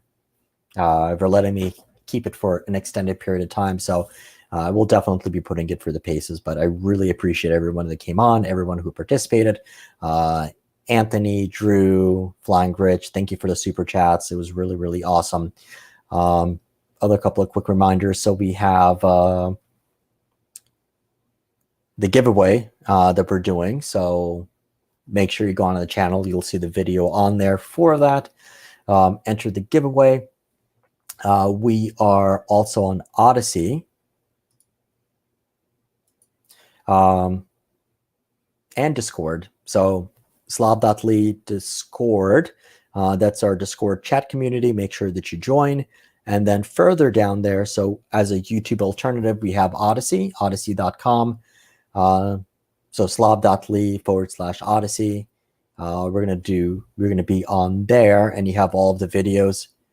And just in case YouTube blows up, that's where we're gonna be. We have all of that fun stuff. We have okay, so we did the giveaway. Okay. Once again, if you want to support the channel, super chats are cool. And you can also become a member. So click the join button down there. And then, so basically what that's going to give you is, well, you get the great feeling of supporting the channel. We have, so you can, there's a bonus entry. Usually what I'll do for members, there's a super secret code that you can enter for additional entries into our giveaway. And for the second level and up, we have discounts that are set up with vendors. And let me just give you a reminder who they are. And we set up an extra discount today, so that's awesome. All right, so we have Anarchy Outdoors, Caldwell, Crimson Trace, Olight, Wheeler Tools, and Coda Evolution. So there's a 10% off coupon for those. X-Tech Tactical, which we make magazines and AK stuff. That's 5% discount there. Fixed Sticks, awesome toolkits. We have a 7% discount there. Deflector Brake, which is, they have a number of accessories, plus Lucas Oil products for cleaning, for gun Lucas Oil products. It's a 20% off coupon. And then earlier today, for Swamp Fox, we set up a 15% discount for members for anything Swamp Fox has. So they have awesome red dots for this pistol. It's going to be really good. They have regular scopes, other red dots, and so forth. So that will be the perks. So that basically covers that. Obviously, guys, thank you very much. Panther, thank you for joining. Anthony, thank you, buddy. And yes, you know where to find me. We'll go. You're local. Thank you, Chris. It was a pleasure. Thank you, everybody who joined new. Card Shark, thank you for being a moderator in this chat, even though there's really nothing to moderate yet, because all of you are awesome people. And we'll see then. Oh, and make sure, so I'll probably have a video on Thursday for these two guns. And next Monday, we'll definitely have a new video, probably on the Savage 110 that's sitting on the floor behind me.